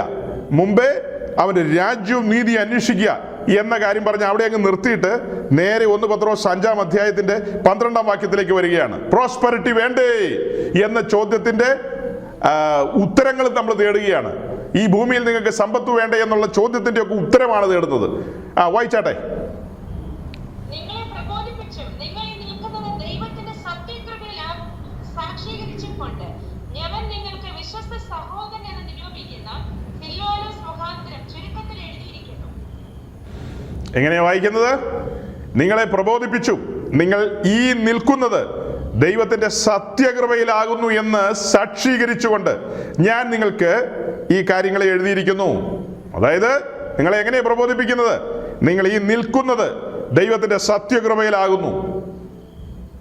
കഴിഞ്ഞതിന്റെ മുൻപിലത്തെ ആഴ്ച പ്രസംഗം ഒന്ന് ഓർക്കണം കേട്ടോ. കഴിഞ്ഞതിന്റെ മുൻപിലത്തെ ആഴ്ച പ്രസംഗം, ആ പ്രസംഗത്തിൽ ഇങ്ങനെ പറഞ്ഞു വന്നപ്പോൾ, ഈ പ്രോസ്പെറിറ്റിയുമായി ബന്ധപ്പെട്ട കാര്യങ്ങൾ പറഞ്ഞു വന്നപ്പോൾ, ഞാൻ ചില പഴയ പ്രസംഗങ്ങളുടെ ഏടുകൾ നിങ്ങളുടെ മുമ്പാകെ തുറന്നു കൊണ്ടുവന്നു. പഴയ പ്രസംഗത്തിൻ്റെ അന്ന് പറഞ്ഞ കാര്യങ്ങളാണ് ഞാൻ ഇരുന്നതിൻ്റെ പിന്നിൽ ഒരു പിക്ചറൊക്കെ നിങ്ങൾ കണ്ടത്. ഒരു മനുഷ്യൻ വെള്ളത്തിൽ മുങ്ങിപ്പോകുന്ന കാര്യം. അങ്ങനെ മുങ്ങിപ്പോകാൻ തുടങ്ങിയ ഒരുവൻ പാപത്തിന്റെ പടുകുഴിയിൽ, ചേറ്റുകുഴിയിൽ അങ്ങനെ അവസാനിക്കേണ്ട ഒരുവനെ കൃപയാൽ രക്ഷിച്ചെടുക്കുന്ന കാര്യം. അത് കഴിഞ്ഞിട്ട് പിന്നെ നമ്മൾ കണ്ട ചില കാര്യങ്ങളുണ്ടല്ലോ. കഴുത്തൊടിക്കാൻ വെച്ച കഴുത, പിന്നെ ചത്ത നായയെ പോലെയുള്ള ഒരുവനെ കുറിച്ച്, ഇങ്ങനെ പല കാര്യങ്ങളും നമ്മൾ പറഞ്ഞു. അങ്ങനെ ആ പല കാര്യങ്ങളും പറഞ്ഞത് എല്ലാം ചേർത്ത് ഒറ്റ കാര്യത്തിൽ പറയുകയാണ്, നാം പാപത്തിന്റെ പടുകുഴിയിലായിരുന്നു. ഒരു കണ്ണിനും അലിവ് തോന്നാതെ കൈവിടപ്പെട്ട ഒരവസ്ഥയിൽ കിടന്ന മനുഷ്യരാണ്. സുവിശേഷം നമ്മെ അവിടെ നിന്ന് ഉദ്ധരിച്ചു, രക്ഷിച്ചു. നമ്മെ രക്ഷിച്ചു കൊണ്ടുവന്ന കാര്യത്തെക്കുറിച്ച് ഞങ്ങളൊരു ചെറിയ വിശദീകരണം നിങ്ങൾക്ക് തരാം. കഴിഞ്ഞ ദിവസങ്ങളിൽ പറഞ്ഞ വാക്ക് പോലെ സമാഗമന കൂടാരത്തിന്റെ പിക്ചർ നിങ്ങളെ ഒന്ന് കാണിക്കാൻ പോവുകയാണ്. ടാബർനാക്കിളിന്റെ ആ പിക്ചർ വെച്ചിട്ട് ചില കാര്യങ്ങൾ ഈ വാക്യത്തെ പ്രതി അതിൻ്റെ ഒരു ചെറിയ വിശദീകരണത്തിലേക്ക് നമുക്ക് വരാം. അപ്പോൾ തന്നെ മത്തായി 6:33 എന്താ പറഞ്ഞത്? മുമ്പേ അവന്റെ രാജ്യവും നീതി അന്വേഷിക്കുക. ഇപ്പൊ നമ്മൾ വായിച്ചത്, നിങ്ങൾ ഈ നിൽക്കുന്നത് ദൈവത്തിന്റെ സത്യകൃപയിലാകുന്നു. മഹാകൃപയാൽ നാം എത്തപ്പെട്ടിരിക്കുന്നത് ദൈവരാജ്യത്തിലാണ്. അതിനു മുൻപ് നമ്മുടെ ഇന്നലകൾ നമ്മൾ ശ്രദ്ധിക്കണം. നമ്മുടെ ഇന്നലകളെ കുറിച്ച് നമുക്ക് ഓർമ്മയുണ്ടായിരിക്കണം. ആ ഇന്നലകളിൽ നാം പാപത്തിന്റെ പടുകുഴിയിലായിരുന്നു. ആ പടുകുഴിയിലായിരുന്നു. നമ്മളെക്കുറിച്ച് കൊരിന്ത് ലേഖനത്തിൽ എഴുതിയിരിക്കുന്ന ഒക്കെ ഞാൻ കഴിഞ്ഞ ദിവസങ്ങളിൽ വിശദീകരിച്ചതാ കേട്ടോ. കുലഹീനമായതും ബലഹീനമായതും നികൃഷ്ടമായതും ഏതുമല്ലാത്തതും ഒന്നുമല്ലാത്തതും അങ്ങനെയുള്ള സാഹചര്യത്തിൽ നമ്മളെ ഉദ്ധരിച്ച് സത്യകൃപയിൽ കൊണ്ടുവന്നു. എന്നിട്ട് അടിയിലൊരു വാക്യം പറയാണ്, ഒരു ജഡവും ദൈവസന്നിധിയിൽ പ്രശംസിക്കാൻ ദൈവം അനുവദിക്കില്ലെന്ന്. ഒരു ജഡവും ദൈവസന്നിധിയിൽ പ്രശംസിക്കുവാൻ ദൈവം അനുവദിക്കില്ല. സകല മഹത്വവും അവിടത്തേക്കുള്ളതാണ്. ഒരു ജഡവും പ്രശംസിക്കാൻ ഒന്നുമില്ല. അത് പറഞ്ഞിട്ടാ പൗലോസ് പിന്നത്തേത് പറയുന്നത്, ക്രിസ്തുവിന്റെ ക്രൂശിലല്ലാതെ എനിക്ക് പ്രശംസിപ്പാൻ വേറെ ഇടമില്ലെന്ന്. ക്രിസ്തുവിന്റെ ക്രൂശിലല്ലാതെ എനിക്ക് പ്രശംസിപ്പാൻ വേറൊരു ഇടമില്ല. അവനാൽ ഞാൻ ലോകത്തിനും ലോകം എനിക്കും ക്രൂശിക്കപ്പെട്ടിരിക്കുന്നു. ഞാൻ ക്രൂശിക്കപ്പെട്ട മനുഷ്യനാണ്. ഞാന് ക്രൂശിക്കപ്പെട്ട മനുഷ്യനാണ്. ക്രൂശിക്കപ്പെട്ട അവസ്ഥയിലാണ്. ആ ക്രൂശിക്കപ്പെട്ട അവസ്ഥയിൽ ഞാൻ ഈ ലോകത്തിൻ്റെതായ സമൃദ്ധിയിലേക്കും ഈ ലോകത്തിന്റെ ചിന്തയിലേക്കും പോകുന്നത് എങ്ങനെയാ? ക്രിസ്തീയ ജീവിതത്തിന്റെ ബാലപാഠങ്ങൾ പോലും മനസ്സിലാകാത്ത ആളുകളാണ് നമ്മളോട് ചോദിക്കുന്നത്, അപ്പൊ പാസ്റ്ററെ ശാപ്പാട് അടിക്കണ്ടേ, തുണി കൊടുക്കണ്ടേ, കിടക്കണ്ടേ, ഇരിക്കണ്ടേ, നിൽക്കണ്ടേ എന്നൊക്കെ ചോദിക്കുന്നത്. വാസ്തവമായി ഈ സത്യകൃപ ആസ്വദിക്കുന്ന ഒരുവൻ, ആ കൃപയിലേക്ക് വന്നൊരുവൻ ഈ പർവ്വജാതികളെക്കാൾ വിശേഷതയുള്ളവരാണ്. ആ പർവ്വജാതികളെക്കാളും താഴ്ന്ന നിലവാരമുള്ള പെന്തിക്കോസുകാരാണ് ഈ തിന്നുകയും കുടിക്കുകയൊക്കെ ചെയ്യുന്ന കാര്യം പറയുന്നത്. പർവ്വജാതികളെക്കാളും താഴ്ന്ന നിലവാരമുള്ളവര്, ചിന്താശേഷിയില്ലാത്തവര്, ദൈവത്തെ രുചിച്ചറിയാത്തവര്, അവന്റെ കാര്യപരിപാടികളെ ഗ്രഹിക്കാത്തവര്, അവരാ ചോദിക്കുന്നത് ഉണ്ണണ്ടേ, ഉടുക്കണ്ടേ, കിടക്കണ്ടേ എന്നൊക്കെ ചോദിക്കുന്നത്. അല്ല, നിങ്ങൾക്കൊന്നും വേണ്ടേ എന്നൊക്കെ അവർ ചോദിക്കും. ചിലപ്പോ പ്രസംഗമൊക്കെ കഴിഞ്ഞ് കഴിഞ്ഞിട്ട് നമ്മളോട് ചോദിക്കും, അപ്പൊ നിങ്ങൾക്ക് ചില്ലറയൊന്നും വേണ്ടേന്ന്. അതിനൊക്കെ ഉത്തരം നമ്മൾ പറഞ്ഞു കഴിഞ്ഞല്ലോ. അപ്പൊ ഈ പടുകുഴിയിൽ കിടക്കുന്ന നമ്മളെ മഹാകൃപയാൽ തൻ്റെ രാജ്യത്തിൽ കൊണ്ടുവന്നു. ആ കൊണ്ടുവന്നതിനോട് ചേർത്ത് ഞാൻ ഈ പറഞ്ഞത്, പ്രശംസിക്കാൻ ഒന്നുമില്ലാത്തവരാണ്, പുകഴാൻ ഒന്നുമില്ലാത്തവരാണ്, നമ്മെ ഉദ്ധരിച്ചു കൊണ്ടുവന്നിരിക്കുകയാണ്. സമാഗമന കൂടാരത്തിന്റെ ഒരേ ഒരു വാതിൽ തുറന്ന് നേരെ കയറി വരുമ്പോൾ കാണുന്ന ഒരു യാഗപീഠമാണ്. ആ യാഗപീഠം വഴിയാണ് നമ്മെ വീണ്ടെടുക്കുന്നത്. സഹോദരങ്ങളെ, ആ പിക്ചറിലേക്ക് എത്തുന്നതിന് മുമ്പ് ഞാൻ ഇടയ്ക്കൊന്ന് പറഞ്ഞോട്ടെ, ചില്ലറ പോരാട്ടമല്ല ഈ വിഷയങ്ങളിലൊക്കെ കഴിക്കുന്നത്. അത് നിങ്ങൾക്കറിയാമോ?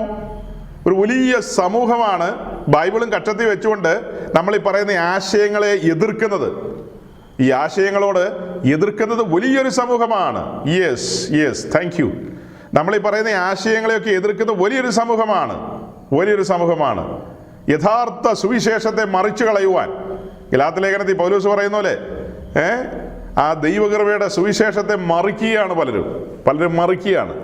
അപ്പോൾ നമ്മൾ ഇതൊക്കെ സ്ഥാപിക്കാൻ ശ്രമിക്കുന്നത് വലിയ പോരാട്ടത്തിലൂടെയാണ്, ഒരു പോരാട്ട വീര്യത്തിലൂടെയാണ്. അതുപോലെ പ്രാർത്ഥനയോടും സമർപ്പണത്തോടും കൂടെ ഇതിനോട് സഹകരിക്കുന്നവരൊക്കെ ചേർന്ന് നിന്നാൽ മാത്രമേ തക്ക സമയത്ത് പിക്ചറൊക്കെ വരുവുള്ളൂ, എല്ലാ കാര്യങ്ങളും ഒക്കെ വരുവുള്ളൂ. ഇതൊരു യുദ്ധക്കളത്തിലാണ്, നാം യുദ്ധക്കളത്തിലാണ്, അല്ലാതെ ചെറിയ കാര്യങ്ങളല്ല, ഇത് യുദ്ധക്കളമാണ്. അപ്പം നമ്മൾ എന്താ പറഞ്ഞു വരുന്നത്? പത്രോസിന്റെ ലേഖനത്തിൽ നിന്ന് പറഞ്ഞു വന്നത്, നാം നിൽക്കുന്ന സത്യകൃപ. നിങ്ങളൊന്ന് ശ്രദ്ധിച്ചേ, ഈ കൂടാരത്തിന്റെ ഒരേ ഒരു വാതിൽ, ഇതിന് വെളിയിൽ ലോകം, അങ്ങനെ ചിന്തിച്ചോളുക. ഇതിന്റെ ചുറ്റുമുള്ള വേലി, ആ ഫെൻസ്, അതിന് വെളിയിൽ മുഴു ലോകവും. ആ മുഴു ലോകവും എന്ന് പറഞ്ഞാൽ നാം കിടന്ന ആ പാപത്തിന്റെ പടുകുഴി. ഇതിന് വെളിയിൽ നാം ചേറ്റുകുഴിയിലായിരുന്നു, പടുകുഴിയിലായിരുന്നു. അങ്ങനത്തെ സാഹചര്യത്തിലായിരുന്നു നാം കിടന്നത്. ആ സാഹചര്യത്തിൽ നിന്ന് സുവിശേഷം എന്ന ക്രെയിൻ നമ്മെ കോരിയെടുത്തു, പൊക്കിയെടുത്തോണ്ട് വന്ന് നിർത്തിയ സ്ഥലമാണ് ആ യാഗപീഠത്തിന്റെ ചുവട്ടിൽ. അങ്ങനെ മനസ്സിലാകാൻ വേണ്ടിയിട്ടാണ് അങ്ങനെയൊക്കെ പറഞ്ഞത്. ആ കാണുന്ന യാഗപീഠം എന്ന് പറയുന്നത്, ആ കത്തുന്ന യാഗപീഠം എന്ന് പറയുന്നത് കാൽവറിയിലെ ക്രൂശിനെ റെപ്രസെന്റ് ചെയ്യുന്നു. ക്രൂശിന്റെ നിഴലാണ് ആ കാണുന്നത്, ക്രൂശിന്റെ നിഴലാണ്. ആ യാഗപീഠം വഴിയാണ് നമ്മുടെ വീണ്ടെടുപ്പ് സാധിപ്പിച്ചത്. കാൽവറിയിലെ ബലിപീഠം വഴി നമ്മുടെ വീണ്ടെടുപ്പ് സാധിപ്പിച്ചു. എത്ര ആഴമേറിയ പഠനങ്ങളാണ് കഴിഞ്ഞ നാളുകളിൽ നമ്മൾ പറഞ്ഞത്. ആ പ്രസംഗങ്ങളൊക്കെ കേട്ട പലരോടും ഞാൻ ഈ ദിവസങ്ങളിൽ സഞ്ചാരത്തിൽ ചോദിച്ചു, ഇന്നിന്ന കാര്യങ്ങളൊക്കെ നിങ്ങൾ ഓർക്കുന്നുണ്ടോ എന്ന്. പലരും ഞങ്ങൾ ഓർക്കുന്നില്ലെന്നാ പറയുന്നത്, പലരും ഓർക്കുന്നില്ല. അതിന്റെ കാരണം അനവധിയായ പ്രസംഗങ്ങൾ ഇങ്ങനെ ചുറ്റും കിടന്ന് കറങ്ങുകയാണ്. ഇന്ന് ഒരു പണ്ഡിതന്റെ പ്രസംഗം കേട്ടു, നാളെ വേറൊരു പണ്ഡിതന്റെ പ്രസംഗം കേട്ടു. അപ്പൊ മൊത്തത്തിൽ കൺഫ്യൂഷനിലേക്ക് പോകാമെന്ന് എനിക്ക് തോന്നുന്ന ആളുകൾ, മൊത്തത്തിൽ കൺഫ്യൂഷനിലേക്ക്. ഇപ്പം നിങ്ങളിങ്ങനെയുള്ള പ്രസംഗങ്ങളൊക്കെ കേൾക്കുമ്പോൾ ഇത് വചനം വെച്ചിട്ട് ഉറപ്പിക്കാൻ പറ്റിയാൽ ഉറപ്പിക്കണം, അല്ലെങ്കിൽ പിന്നെ ഇങ്ങനത്തെ പ്രസംഗമൊന്നും കേൾക്കാതിരിക്കുക. ഇതിലൊരു സത്യമുണ്ടെന്ന് തോന്നിക്കഴിഞ്ഞാൽ ആ സത്യത്തിന് വേണ്ടി നിലകൊള്ളുക, കൂടുതൽ ആഴത്തിൽ പഠിക്കുക. ഇത് ചെറിയ കാര്യമല്ല പറയുന്നത്. അപ്പോൾ സഹോദരങ്ങളെ, ഈ വാതിൽ തുറന്ന് നേരെ കയറി വരുന്ന ആ കോമ്പൗണ്ടിനെയാണ് നമ്മൾ ദൈവരാജ്യം എന്ന് വിളിക്കുന്നത്. ഒരുവൻ നേരെ കയറി വരുന്നത് ആ വാതിൽ തുറന്ന് ആ കോമ്പൗണ്ടിലേക്കാണ്. ആ കോമ്പൗണ്ടിനാണ് ദൈവരാജ്യം എന്ന് വിളിക്കുന്നത്. അവൻ ദൈവരാജ്യത്തിലേക്ക് കടന്നു, വീണ്ടും ജനനത്തിലൂടെ ദൈവരാജ്യത്തിലേക്ക് കടന്നു. പിതാവ് അവനെ ആകർഷിച്ച് തൻ്റെ പുത്രന്റെ ക്രൂശിങ്കൽ കൊണ്ടുവന്നു. ക്രൂശിങ്കൽ കൊണ്ടുവന്ന അവന് പരിശുദ്ധാത്മാവ് പാപബോധം കൊടുത്തു. പാപത്തെക്കുറിച്ചും നീതിയെക്കുറിച്ചും ന്യായവിധിയെക്കുറിച്ച് അവന്റെ കണ്ണിന്റെ മുമ്പിൽ ഒരു പിക്ചർ വരച്ചു കൊടുത്തു. ക്രൂശിക്കപ്പെട്ട ക്രിസ്തുവിനെ അവന്റെ കണ്ണിന്റെ മുമ്പിൽ വരച്ചു വെച്ചു കൊടുത്തു. അവനിപ്പോൾ നിൽക്കുന്നത് സത്യകൃപയിലാണ്. യാഗപീഠത്തിന്റെ ചുവട്ടിൽ അവൻ നിൽക്കുകയാണ്. അവന് കാര്യം മനസ്സിലായി. അവൻ ആ യാഗപീഠത്തിന്റെ കൊമ്പുകൾ, അതിന്റെ 4 സൈഡിലും ഇങ്ങനെ പ്രൊജക്ട് ചെയ്ത് നിൽക്കുന്ന ഒരു സംഭവമുണ്ട്. അതാണ് ഹോൺസ്, അഥവാ കൊമ്പുകൾ എന്ന് പറയും. അത് തന്നെയുള്ള പിക്ചറൊക്കെ നോക്കി കണ്ടുപിടിച്ചുകൊള്ളുക. അപ്പം ആ യാഗപീഠത്തിന്റെ കൊമ്പിലേക്ക് അവനെ തന്നെ ചേർത്ത് കെട്ടി നിർത്തി. 118 സങ്കീർത്തനത്തിലെ വാക്യം പോലെ യാഗപ്പശുവിനെ കയറുകൊണ്ട് കെട്ടി അങ്ങ് നിർത്തി. അപ്പൊ അവൻ നിൽക്കുന്ന ആ നിൽപ്പിനെയാണ് ഞാൻ ഈ പത്രോസിന്റെ ലേഖനത്തിൽ നിന്ന് വിശദീകരിച്ചത്. സത്യകൃപയിൽ നിൽക്കുന്നു. ഇനി നിങ്ങൾ നോക്കുക, നേരെ മുൻപോട്ട് നോക്കുമ്പോൾ ആ കാണുന്ന അതാണ് കൂടാരം. ആ കാണുന്നതാണ് കൂടാരം. ഒരു കറുത്ത കളറിലുള്ള ഒരു മൂടുശീലയിട്ട് മൂടിയിട്ടിരിക്കുന്ന കണ്ടില്ലേ? അതാണ് കൂടാരം. വാസ്തവത്തിൽ കൂടാരം എന്ന് പറയുന്നത് അതാണ്. ഈ എൻറ്റയർ കോമ്പൗണ്ടിനെ സമാഗമന കൂടാരം എന്ന് വിളിക്കുമെങ്കിലും അതാണ് അസൽ കൂടാരം. ആ കാണുന്ന കൂടാരമാണ് ദൈവസഭയുടെ നിഴൽ. അതാണ് ദൈവസഭയുടെ നിഴൽ. രക്ഷിക്കപ്പെടുന്നവരെ ദിനംപ്രതി സഭയുടെ പണിയോടാണ് ചേർക്കുന്നത്. രക്ഷിക്കപ്പെടുന്നവരെല്ലാം ദിനംപ്രതി സഭയായി തീരുന്നൊന്നുമില്ല. സഭയുടെ പണിയിലേക്ക് അവരെ കൊണ്ടുവന്നിരിക്കുന്നു. പണിയപ്പെട്ട് ഒരുക്കപ്പെട്ട് അവർ സഭയുടെ ഭാഗമായി തീരണം. ഈ വാതിൽ തുറന്ന് നമ്മൾ കയറി വന്നിരിക്കുന്നത് നമ്മുടെ വീണ്ടെടുപ്പിന്റെ ഇടം എന്ന് പറയുന്നത് ആ ബലിപീഠമാണ്, അഥവാ ക്രൂശ് വഴിയാണ് നമ്മെ വീണ്ടെടുത്തിരിക്കുന്നത്. ആ നിൽക്കുന്ന സത്യകൃപ ആ കോമ്പൗണ്ടിനാണ്, അല്ലെങ്കിൽ ആ ആരംഭത്തിൽ കാണുന്ന ആ ഭാഗത്തിനാണ് കോർട്ടിയാർഡ് അഥവാ പ്രാകാരം എന്ന് വിളിക്കുന്നത്. ആ ആരംഭത്തിൽ കാണുന്ന ഭാഗമാണ് പ്രാകാരം. ആ പ്രാകാരത്തിൽ നിൽക്കുന്ന ഒരുവൻ അവനോടാ പറയുന്നത്, മത്തായി 6:33, മുമ്പേ അവന്റെ രാജ്യവും നീതിയും അന്വേഷിക്കുക. ഈ കോമ്പൗണ്ടിൽ ഭക്ഷണ വിഷയങ്ങളൊന്നുമില്ല. ഈ വാതിൽ തുറന്ന് ഇതിനകത്തേക്ക് കയറി കഴിഞ്ഞാൽ, അല്ലെങ്കിൽ ഈ രക്ഷയിലേക്ക് പ്രവേശിച്ചു കഴിഞ്ഞാൽ, ഇവിടെ ഭക്ഷണ കാര്യങ്ങളല്ല പ്രസംഗിക്കുന്നതും പഠിപ്പിക്കുന്നതും. മുമ്പേ അവന്റെ രാജ്യവും നീതി അന്വേഷിക്കുക. ദൈവത്തിന് നമ്മളെക്കുറിച്ചുള്ള പദ്ധതികൾ ചുരുൾ നിവർത്തി വരും. അപ്പോൾ ഇടയ്ക്ക് കയറി ഈ ശാപ്പാടിന്റെ കാര്യം ചോദിക്കുമ്പോഴാണ് ഞാൻ നിങ്ങളോട് പറയുന്നത്, ഈ കുരികിലുകളെക്കാളും താഴെയാണ് അവസ്ഥ എന്ന്. തൻ്റെ പുത്രനെ നമുക്ക് വേണ്ടി കാൽവറിയിൽ കൈവിട്ട പിതാവ്, നമ്മെ രക്ഷിക്കാൻ വേണ്ടി, ആ പിതാവ് നമുക്ക് വേണ്ടിയ മറ്റു കാര്യങ്ങളൊന്നും കരുതില്ലേ? നമ്മുടെ ആത്മാവിന് വേണ്ടി, നമ്മുടെ പ്രാണന് വേണ്ടി കരുതുന്ന ദൈവം നമ്മുടെ ശരീരത്തിന് വേണ്ടി കരുതില്ലയോ? പിന്നെ എന്തിനാ അങ്ങനത്തെ പ്രസംഗത്തിനും അങ്ങനത്തെ ചിന്തയ്ക്കൊക്കെ പോകുന്നത്? ആ ദൈവം നിശ്ചയമായും കരുതും. ഒരു വ്യക്തി രക്ഷിക്കപ്പെട്ട് സ്നാനപ്പെട്ട് നിൽക്കുന്ന ആ അനുഭവം, അത് അവൻ്റെ ശൈശവാവസ്ഥയാണ്, ക്രിസ്തീയ ജീവിതത്തിൻ്റെ പ്രിലിമിനറിയാണ്. ആ ആരംഭകാലം അവിടെ നിൽക്കുമ്പോഴാണ് അവനോട് പറയുന്നത്, നീ ഈ കോമ്പൗണ്ടിന് വെളിയിലുള്ള പ്രസംഗമൊന്നും കേൾക്കാൻ പോകരുത് എൻ്റെ മോനേന്ന്. നീ ചുറ്റും കാണുന്ന ആ വേലിയുണ്ടല്ലോ, അതിന് വെളിയിലുള്ള പ്രസംഗമൊന്നും കേൾക്കാൻ ദൈവത്തെ ഓർത്ത് പോകരുത്.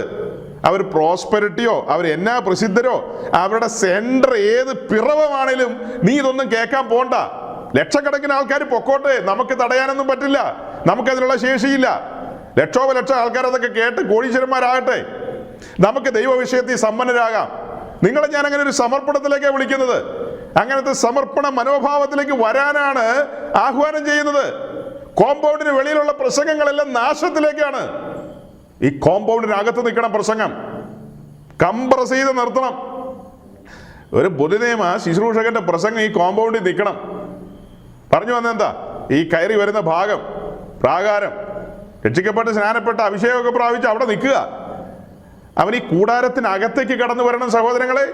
ഇതിനകത്തുള്ള കാഴ്ചകൾ വർണ്ണനാതീതമാണ്. ഇതിനകത്തുള്ള കാഴ്ചകൾ അത് വെളിപ്പാടിന്റെ കലവറകളാണ്. അതിനകത്തേക്ക് കടന്നു വരുമ്പോൾ കാണുന്ന ഓരോ ഉപകരണങ്ങളും ക്രിസ്തുവിനെ വെളിപ്പെടുത്തുന്നതാണ്. ആ ഉപകരണങ്ങളൊക്കെ ക്രിസ്തുവിനെയാണ് പ്രതിഫലിപ്പിക്കുന്നത്. ആ കാണുന്ന ഓരോ ഉപകരണങ്ങളും അതിനകത്തുണ്ട്. അതൊന്നും ഇപ്പോൾ കാണിക്കുന്നില്ല, അതിനകത്തുണ്ട്. നിങ്ങൾ അന്വേഷിച്ച് കണ്ടുപിടിച്ചു കൊള്ളുക. അപ്പോൾ അതിൽ കാണുന്ന ഓരോ ഉപകരണങ്ങളും അതിൻ്റെ ആഴങ്ങളും അതിൻ്റെ ശ്രേഷ്ഠതയൊക്കെ മനസ്സിലാക്കുമ്പോഴാണ് നമ്മൾ അത്ഭുതപ്പെട്ടു പോകുന്നത്. ഒരു കണ്ണും കണ്ടിട്ടില്ല, ഒരു ചെവിയും കേട്ടിട്ടില്ല, ഒരു മനുഷ്യന്റെ ഹൃദയത്തിലും തോന്നാത്ത ഗംഭീര കാര്യങ്ങളാണ് നമുക്ക് വേണ്ടി മറച്ചു വെച്ചിരിക്കുകയാണ്. ഗംഭീര കാര്യങ്ങളാണ് മറച്ചു വെച്ചിരിക്കുന്നത്. അപ്പൊ ചിലപ്പോൾ ചിന്തിക്കും, പാസ്റ്ററെ വേർപാടിന്റെ നടിച്ചുവരുകളൊക്കെ ഇടിച്ചു കളഞ്ഞില്ലേ, എല്ലാ മറശീലകളും കീറിക്കളഞ്ഞില്ലേ, നമുക്ക് ഓടി അങ്ങ് പോകാൻ മേലെന്ന്.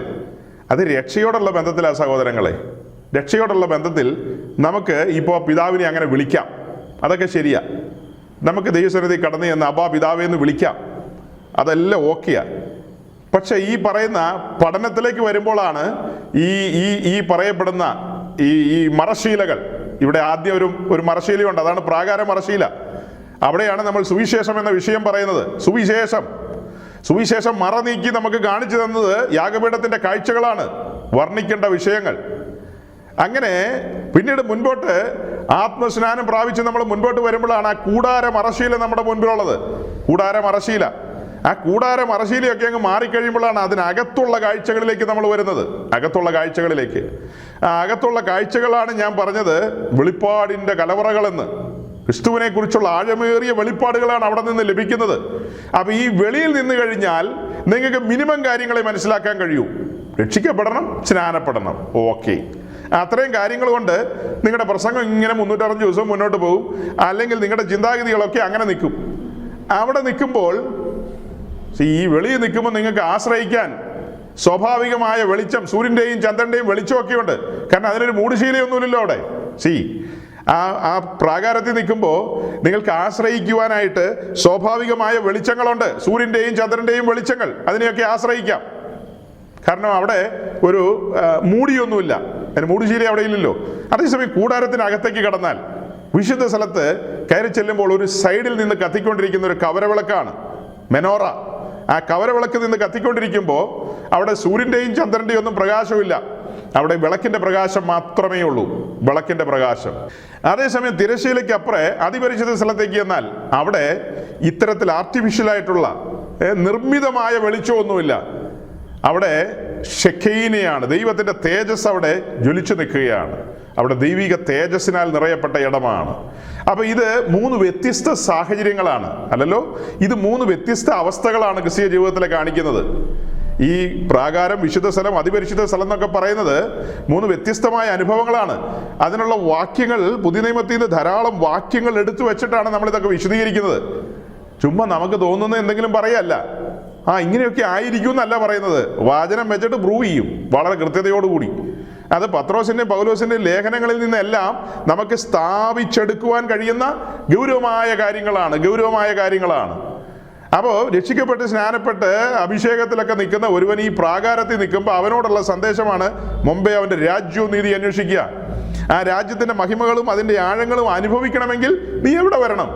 അതൊക്കെ അനുഭവിക്കണമെങ്കിൽ നീ എവിടെ വരണം? വിശുദ്ധ സ്ഥലത്തിൻ്റെ അനുഭവത്തിൽ വരണം. അവിടെയാണ് നിനക്കുള്ള കരുതലുകളൊക്കെ. അവിടെയാണ് പ്രിയനെ മേശമേൽ അപ്പം ഇരിക്കുന്നത്.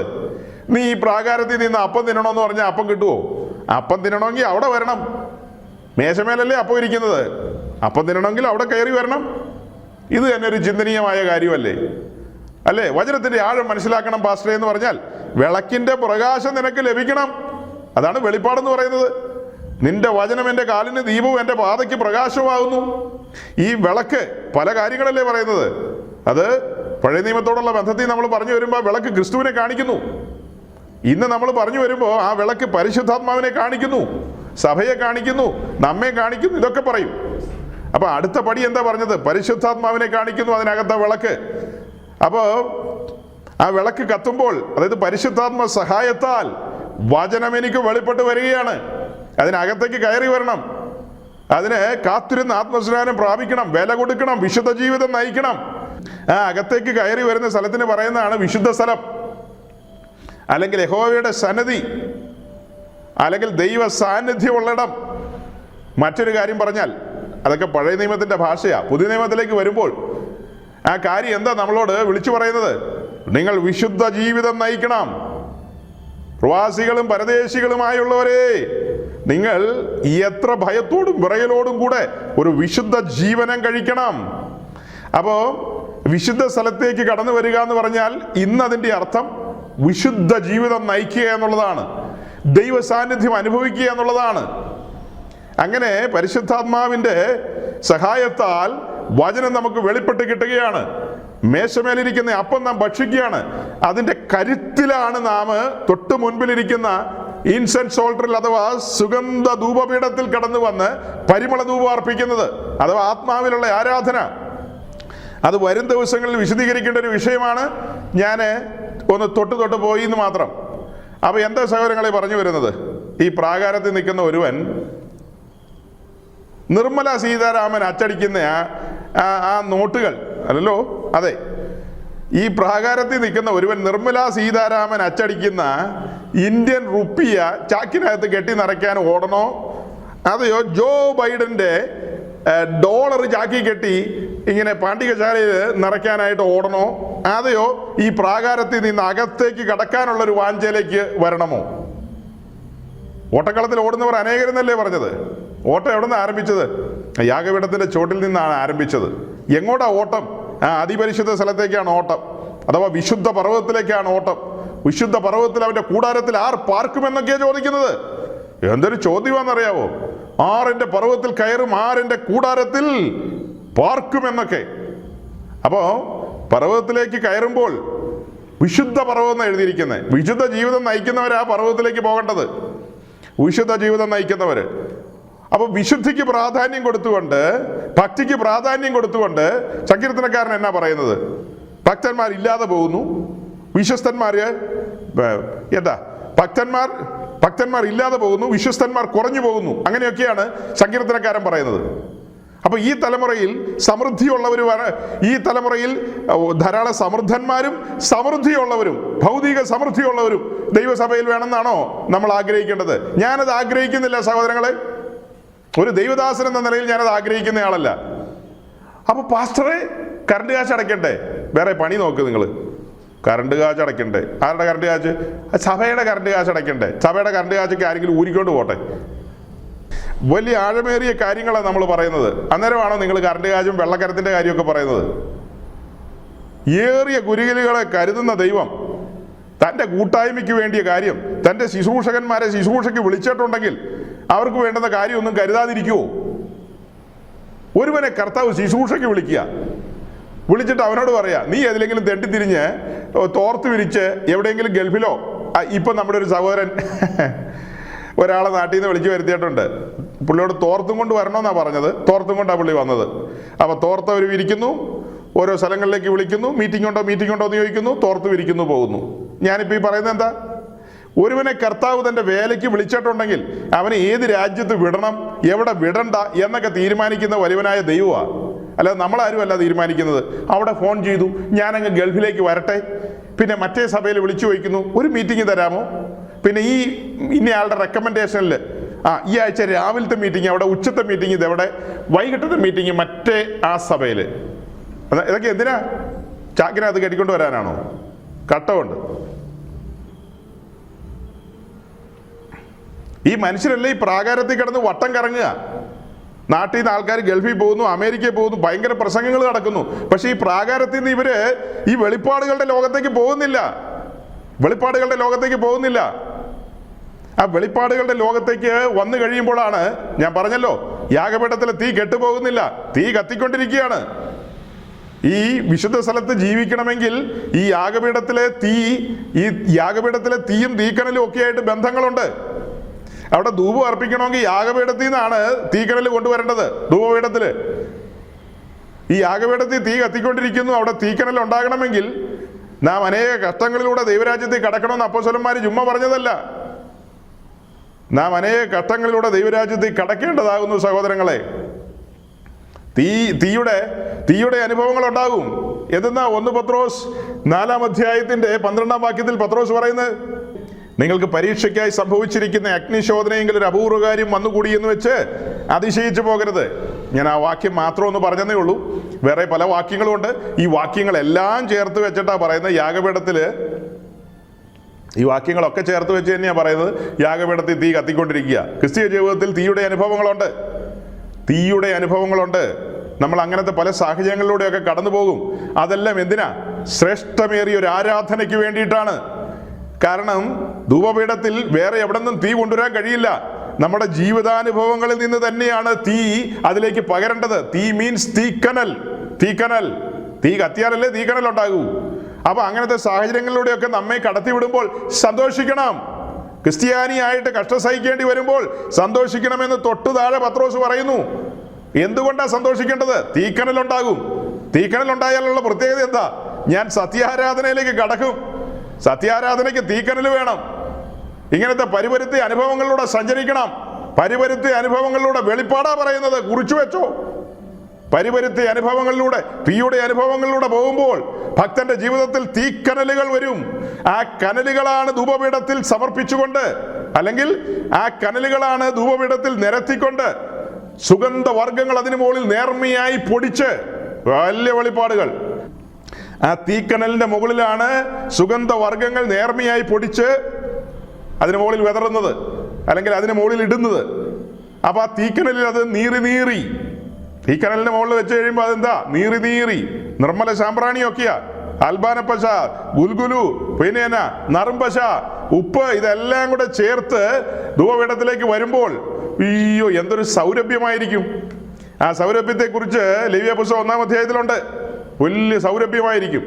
അപ്പൊ അങ്ങനെ സൗരഭ്യം പരത്താൻ വിളിക്കപ്പെട്ട നമ്മൾ പ്രോസ്പെരിറ്റിയുടെ പുറകെ പോണോ, സൗരഭ്യം പരത്തണോ? നിങ്ങൾ തീരുമാനിച്ചോ. ഈ തലമുറയിലെ പെന്തിക്കോസ് തീരുമാനിക്കട്ടെ. ഇപ്പൊ നമ്മൾ കണ്ട പിക്ചറിൻ പ്രകാരം അതിന്റെ കോമ്പൗണ്ടിന് വെളിയിലുള്ള പ്രസംഗം കേട്ട് സന്തോഷിക്കുന്നവരാണോ, അതോ ആ കോമ്പൗണ്ടിനകത്തുള്ള പ്രസംഗത്തിൽ ഉന്മാനം ഉടുക്കാനുള്ള കാര്യമൊന്നും പറയില്ല. അതൊക്കെ നിങ്ങൾ വിശ്വാസത്താൽ മുൻപോട്ട് പൊക്കോളണം. പകരം മുമ്പേ അവന്റെ രാജ്യവും നീതി അന്വേഷിക്കുക. അവന്റെ രാജ്യവും നീതി. നാം ദൈവരാജ്യത്തിൽ വന്നു. ആ ദൈവരാജ്യം നാം പൊസസ് ചെയ്യണം. ആ ദൈവരാജ്യം അവകാശമാക്കണം. ജഡത്തിന്റെ പ്രവൃത്തികളാൽ മുൻപോട്ട് പോയി കഴിഞ്ഞാൽ ദൈവരാജ്യം അവകാശമാക്കാൻ കഴിയില്ലെന്ന് തൻ്റെ ആദ്യ ലേഖനങ്ങളിലൂടെ പുതിയ നിയമ സഭയ്ക്ക് പൗലോസ് മുന്നറിയിപ്പ് തന്നിട്ടുണ്ട്. പൗലോസിന്റെ ആദ്യത്തെ ലേഖനമാ ഗലാത്യ ലേഖനം. ആ ലേഖനത്തിലൂടെയാണ് മുന്നറിയിപ്പ് തന്നത്. ഒടുക്കം എഴുതിയ ലേഖനമല്ല, തുടക്കത്തിൽ തന്നെ മുന്നറിയിപ്പ് തന്നു. ജഡത്തിന്റെ പ്രവൃത്തികൾ ഈ വക പ്രവർത്തിക്കുന്നവർ ദൈവരാജ്യം അവകാശമാക്കില്ല. പ്രാകാരത്തിൽ നിന്ന് അവസാനിക്കും, പുതിയ ഭൂമിയിൽ വരും, പുതിയ യെരൂശലേം നീ കണി കാണില്ല. സഹോദരങ്ങളെ മനസ്സിലാക്കണം, ഈ പ്രാകാരത്തിൽ നിൽക്കുന്നവൻ അവിടെ നിന്നുകൊണ്ട് അവൻ പണിയപ്പെടലിന് വിധേയമാകുകയാണ്. അതിനാണ് സമർപ്പിത ജീവിതമായിരിക്കണമെന്ന് പറഞ്ഞത്. ആ സമർപ്പിത ജീവിതത്തോടുള്ള ബന്ധത്തിലാണ് മറ്റൊരു നിഴൽ പറഞ്ഞത്. ചെങ്കടൽ കടക്കുന്നു, മരുഭൂമിയിലൂടെ സഞ്ചരിക്കുന്നു, അവർ യോർദാൻ ക്രോസ് ചെയ്യുന്നു, വാഗ്ദത്ത ഭൂമിയിൽ എത്തുന്നു. ആ വാഗ്ദത്ത ഭൂമിയിലെ ജീവിതമാണ് വിശുദ്ധ സ്ഥലത്തെ അനുഭവം കാണിക്കുന്നത്. വിശുദ്ധ സ്ഥലത്തെ അനുഭവം. അപ്പം മരുഭൂമിയിലെയും വാഗ്ദത്ത ഭൂമിയിലെയും രണ്ട് കാര്യം നമ്മൾ വിശദീകരിച്ചിട്ടുള്ളവരാണ്. നിങ്ങൾക്ക് അറിയാമെന്ന് തന്നെയാണ് എൻ്റെ വിചാരം. നിങ്ങൾക്കറിയാം, നിങ്ങൾ അങ്ങനെയൊന്നും മറക്കില്ല, മറന്നിട്ടില്ല. മരുഭൂമിയുടെ അവസ്ഥയെക്കുറിച്ച് 1 കൊരിന്ത്യർ ലേഖനം 10-ാം അധ്യായത്തിൽ വളരെ സ്പഷ്ടമായിട്ട് മുന്നറിയിപ്പ് നൽകുകയാണ്. നിങ്ങൾ ദുർമോഹികളാകരുത്. ഇത്തരം പ്രസംഗകരുടെ പ്രസംഗം കേട്ട് നിങ്ങളും ദുർമോഹികളാകരുത്. അവരെ മരുഭൂമിയിൽ തള്ളിയിട്ട് കളഞ്ഞു എന്ന് നിങ്ങൾ അറിയാതിരിക്കരുത്. ഇസ്രായേൽ ജനം ദുർമോഹികളായി, അവർ പിറുപിറുപ്പുകാരായി എന്നാ വായിക്കുന്നത്. അവർ ദൈവത്തെ പരീക്ഷിച്ചെന്നാ വായിക്കുന്നത്. അവർ വിഗ്രഹാരാധികളായി എന്നാ വായിക്കുന്നത്. അങ്ങനെ ഒരു 5-8 കൂട്ടം കാര്യങ്ങളാണ് വായിക്കുന്നത്. ഈ കാരണങ്ങളാൽ അവർ മരുഭൂമിയിൽ പട്ടുപോയി. ചെങ്കടൽ കടന്നവരാ, ചെങ്കടലൊക്കെ കടന്നവരാ, മിസ്രൈം വിട്ടവരാ, പെസഹായി ചോരത്തലി ആചരിച്ചവരാ. എന്ന് വെച്ചാൽ നമ്മുടെ ഭാഷയിൽ പറഞ്ഞാൽ രക്ഷയും സ്നാനമൊക്കെ കഴിഞ്ഞതാ, മേഘത്തിലൂടെയും കടന്നതാ, ആത്മസ്നാനമൊക്കെ പ്രാപിച്ചതാ. പക്ഷെ വാഗ്ദത്ത ഭൂമി കണി കണ്ടില്ല, മരുഭൂമി കൊണ്ട് ഒടുങ്ങിപ്പോയി. അങ്ങനത്തെ ബഹുശതം ആളുകളെയാണ് ഓരോ സ്ഥലങ്ങളിലും സഞ്ചരിക്കുമ്പോൾ കാണുന്നത്. അവർ കറുത്തവാനും വെളുത്ത ഷർട്ടൊക്കെ ഇട്ടിട്ടുണ്ട്.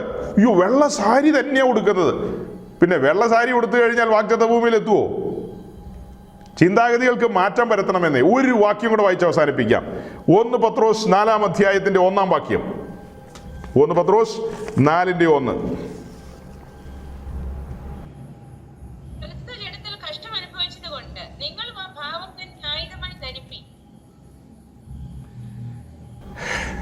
ക്രിസ്തു ജഡത്തിൽ കഷ്ടം അനുഭവിച്ചത് കൊണ്ട് നിങ്ങളും അതേ മനോഭാവം തന്നെ ആയുധമായി ധരിപ്പീൻ. അങ്ങനെയാണ്. ക്രിസ്തു ജഡത്തിൽ കഷ്ടം അനുഭവിച്ചത് കൊണ്ട് നിങ്ങളും അതേ മനോഭാവം തന്നെ ആയുധമായി ധരിപ്പീൻ. താഴേക്കുള്ള വാക്യങ്ങൾ സഹോദരങ്ങളെ നിങ്ങൾ തന്നെ ധ്യാനിക്കുക. അപ്പൊ ക്രിസ്തു ജഡത്തിൽ കഷ്ടം അനുഭവിച്ചതുകൊണ്ട് ഈ ഭാവത്തിലേക്ക്, അതേ ചിന്തയിലേക്ക് തന്നെ കടന്നു വന്ന നാം പ്രോസ്പെരിറ്റിയുടെ പുറകെയാണോ ഇനി പോകേണ്ടത്? ഇനി ഈ ആയുസ്സിൽ മാത്രം പ്രത്യാശയുള്ള കാര്യങ്ങൾക്കാണോ ഊന്നൽ കൊടുക്കേണ്ടത്? സഹോദരങ്ങളെ, നിങ്ങൾ ചോർന്നൊലിക്കുന്ന വീട്ടിലാണ് കിടക്കുന്നതെങ്കിൽ ഈ പ്രസംഗിക്കുന്ന പാസ്റ്റർമാരും ഇവിടെ ഇരിക്കുന്ന ആളുകളെക്കാളും ഒക്കെ നിങ്ങളെക്കുറിച്ച് ഉത്കണ്ഠയുള്ളൊരു ദൈവം ഉണ്ടെന്നല്ലേ നമ്മൾ ഈ വചനത്തിലൂടെ കണ്ടത്. നിങ്ങൾ ആ ചോർന്നൊലിക്കുന്ന വീട്ടിൽ കിടക്കുമ്പോൾ നിങ്ങളുടെ ഉള്ളിൽ നിന്ന് വരുന്ന പാട്ടുകൾ എങ്ങനെയുള്ളതാണ്, നിങ്ങളുടെ ചിന്താഗതി എങ്ങനെയുള്ളതാണെന്ന് സ്വർഗം ഉറ്റുനോക്കുകയാണ്. നിങ്ങളെ ഒരു വലിയ ബംഗ്ലാവിലേക്ക് കൊണ്ടുപോയി കഴിഞ്ഞാൽ നിങ്ങൾക്ക് പാട്ട് വരും, പ്രാർത്ഥന വരുമെന്നാണോ നിങ്ങൾ ധരിക്കുന്നത്? അങ്ങനെയാണോ നിങ്ങൾ ധരിക്കുന്നത്? അങ്ങനെയെങ്കിൽ നിങ്ങൾക്ക് തെറ്റിപ്പോയി. അതിന് തെളിവ് നമ്മുടെ നാട്ടിൽ തന്നെയുണ്ട്. മലയാളക്കരയിലെ പെന്തിക്കോസ്ത് സമൂഹം സത്യോപദേശത്തിന് വേണ്ടി ഇറങ്ങിത്തിരിച്ച ഒരു കൂട്ടം ആൾക്കാർ, അവരുടെ 1-2 തലമുറ, അവർ വളരെ കഷ്ടങ്ങളിലൂടെ കടന്നുപോയി. അവർ ധനസമൃദ്ധിയുടെ പുറകെയോ ഡോളറിന്റെ പുറകെയോ ഒന്നും ഓടിയവരല്ല. അല്ലെങ്കിൽ അതിന് ഓടി എന്ന് പറഞ്ഞാൽ അങ്ങനത്തെ പ്രസംഗമൊന്നും പ്രസംഗിച്ചവരല്ല. പക്ഷെ അത് കഴിഞ്ഞു വന്ന തലമുറ ഈ ലോകത്തിന്റെ സുഖസൗകര്യങ്ങളുടെ പുറകെ ഓടി അവർ ധനാഢ്യരായി തീർന്നു. ആദ്യത്തെ 2 തലമുറയ്ക്ക് വചനം വെളിപ്പെട്ടു, അവർ പരിശുദ്ധാത്മ ശക്തിയിൽ ജീവിച്ചു. പിന്നീട് വന്ന ഈ ഇപ്പോൾ ഉള്ള തലമുറ, അവർക്ക് വല്ല വചനം വെളിപ്പെടുന്നുണ്ടോ? അടുത്ത ദിവസങ്ങളിൽ ഞാൻ വലിയ കേമന്മാരുടെ പ്രസംഗം നിങ്ങളെ കേൾപ്പിക്കാം. വചനം വെളിപ്പെടുന്ന നിങ്ങൾ തന്നെ വിലയിരുത്തിക്കോ. ദൈവവചനത്തിന്റെ സത്യങ്ങൾ വെളിപ്പെടുന്നില്ല. പരിശുദ്ധാത്മാവിന്റെ പ്രവർത്തനം സഭയിൽ തുച്ഛമെന്നൊക്കെ പറയാം. അതിന്റെ കാരണം എന്താ? ഈ ആയുസ്സിൽ മാത്രം പ്രത്യാശയുള്ള കാര്യങ്ങളിൽ രസിക്കുന്നു. അവന്റെ സത്യവചനത്തിൽ രസിക്കുന്നില്ല, ക്രൂശിൽ രസിക്കുന്നില്ല, ക്രൂശിൽ പ്രശംസിക്കുന്നില്ല. പകരം ലോക കാര്യങ്ങളിൽ ശ്രദ്ധ കേന്ദ്രീകരിച്ചു. ലോക കാര്യങ്ങളിൽ ഇസ്രായേൽ മിസ്രൈമിൽ അങ്ങ് സെറ്റിൽഡ് എന്ന നിലയിലേക്ക് എത്തിയായിരുന്നു. അവിടെ അങ്ങ് സെറ്റിലായി. ഇസ്രായേല് ഒരു സമയത്ത് മിസ്രൈമിൽ അങ്ങ് സെറ്റിൽഡ് ആയി എന്നുള്ള നിലയിലെത്തി. പക്ഷെ ദൈവം അവരെ ഇളക്കി. ജോസഫിനെ അറിയാത്തൊരു ഫറവോയെ കൊണ്ടുവന്ന് അവരെ അവിടെ നിന്ന് പുറത്തിയാടിച്ചു. അതുപോലെ നമ്മുടെ ജീവിതത്തിൽ ചില കാര്യങ്ങളൊക്കെ ദൈവം അനുവദിക്കുന്നത് കാഹളം ധ്വനിക്കാൻ സമയമായി. കാഹളം ധ്വനിക്കാൻ സമയമായി. നമ്മുടെ ഒരുക്കം എങ്ങനെയുണ്ട്? നാം ആ തേജസ്സിന്മേൽ തേജസ്സിലേക്ക് എത്തുന്നുണ്ടോ? ക്രിസ്തുവിന്റെ അതേ പ്രതിമ ധരിക്കുന്നുണ്ടോ?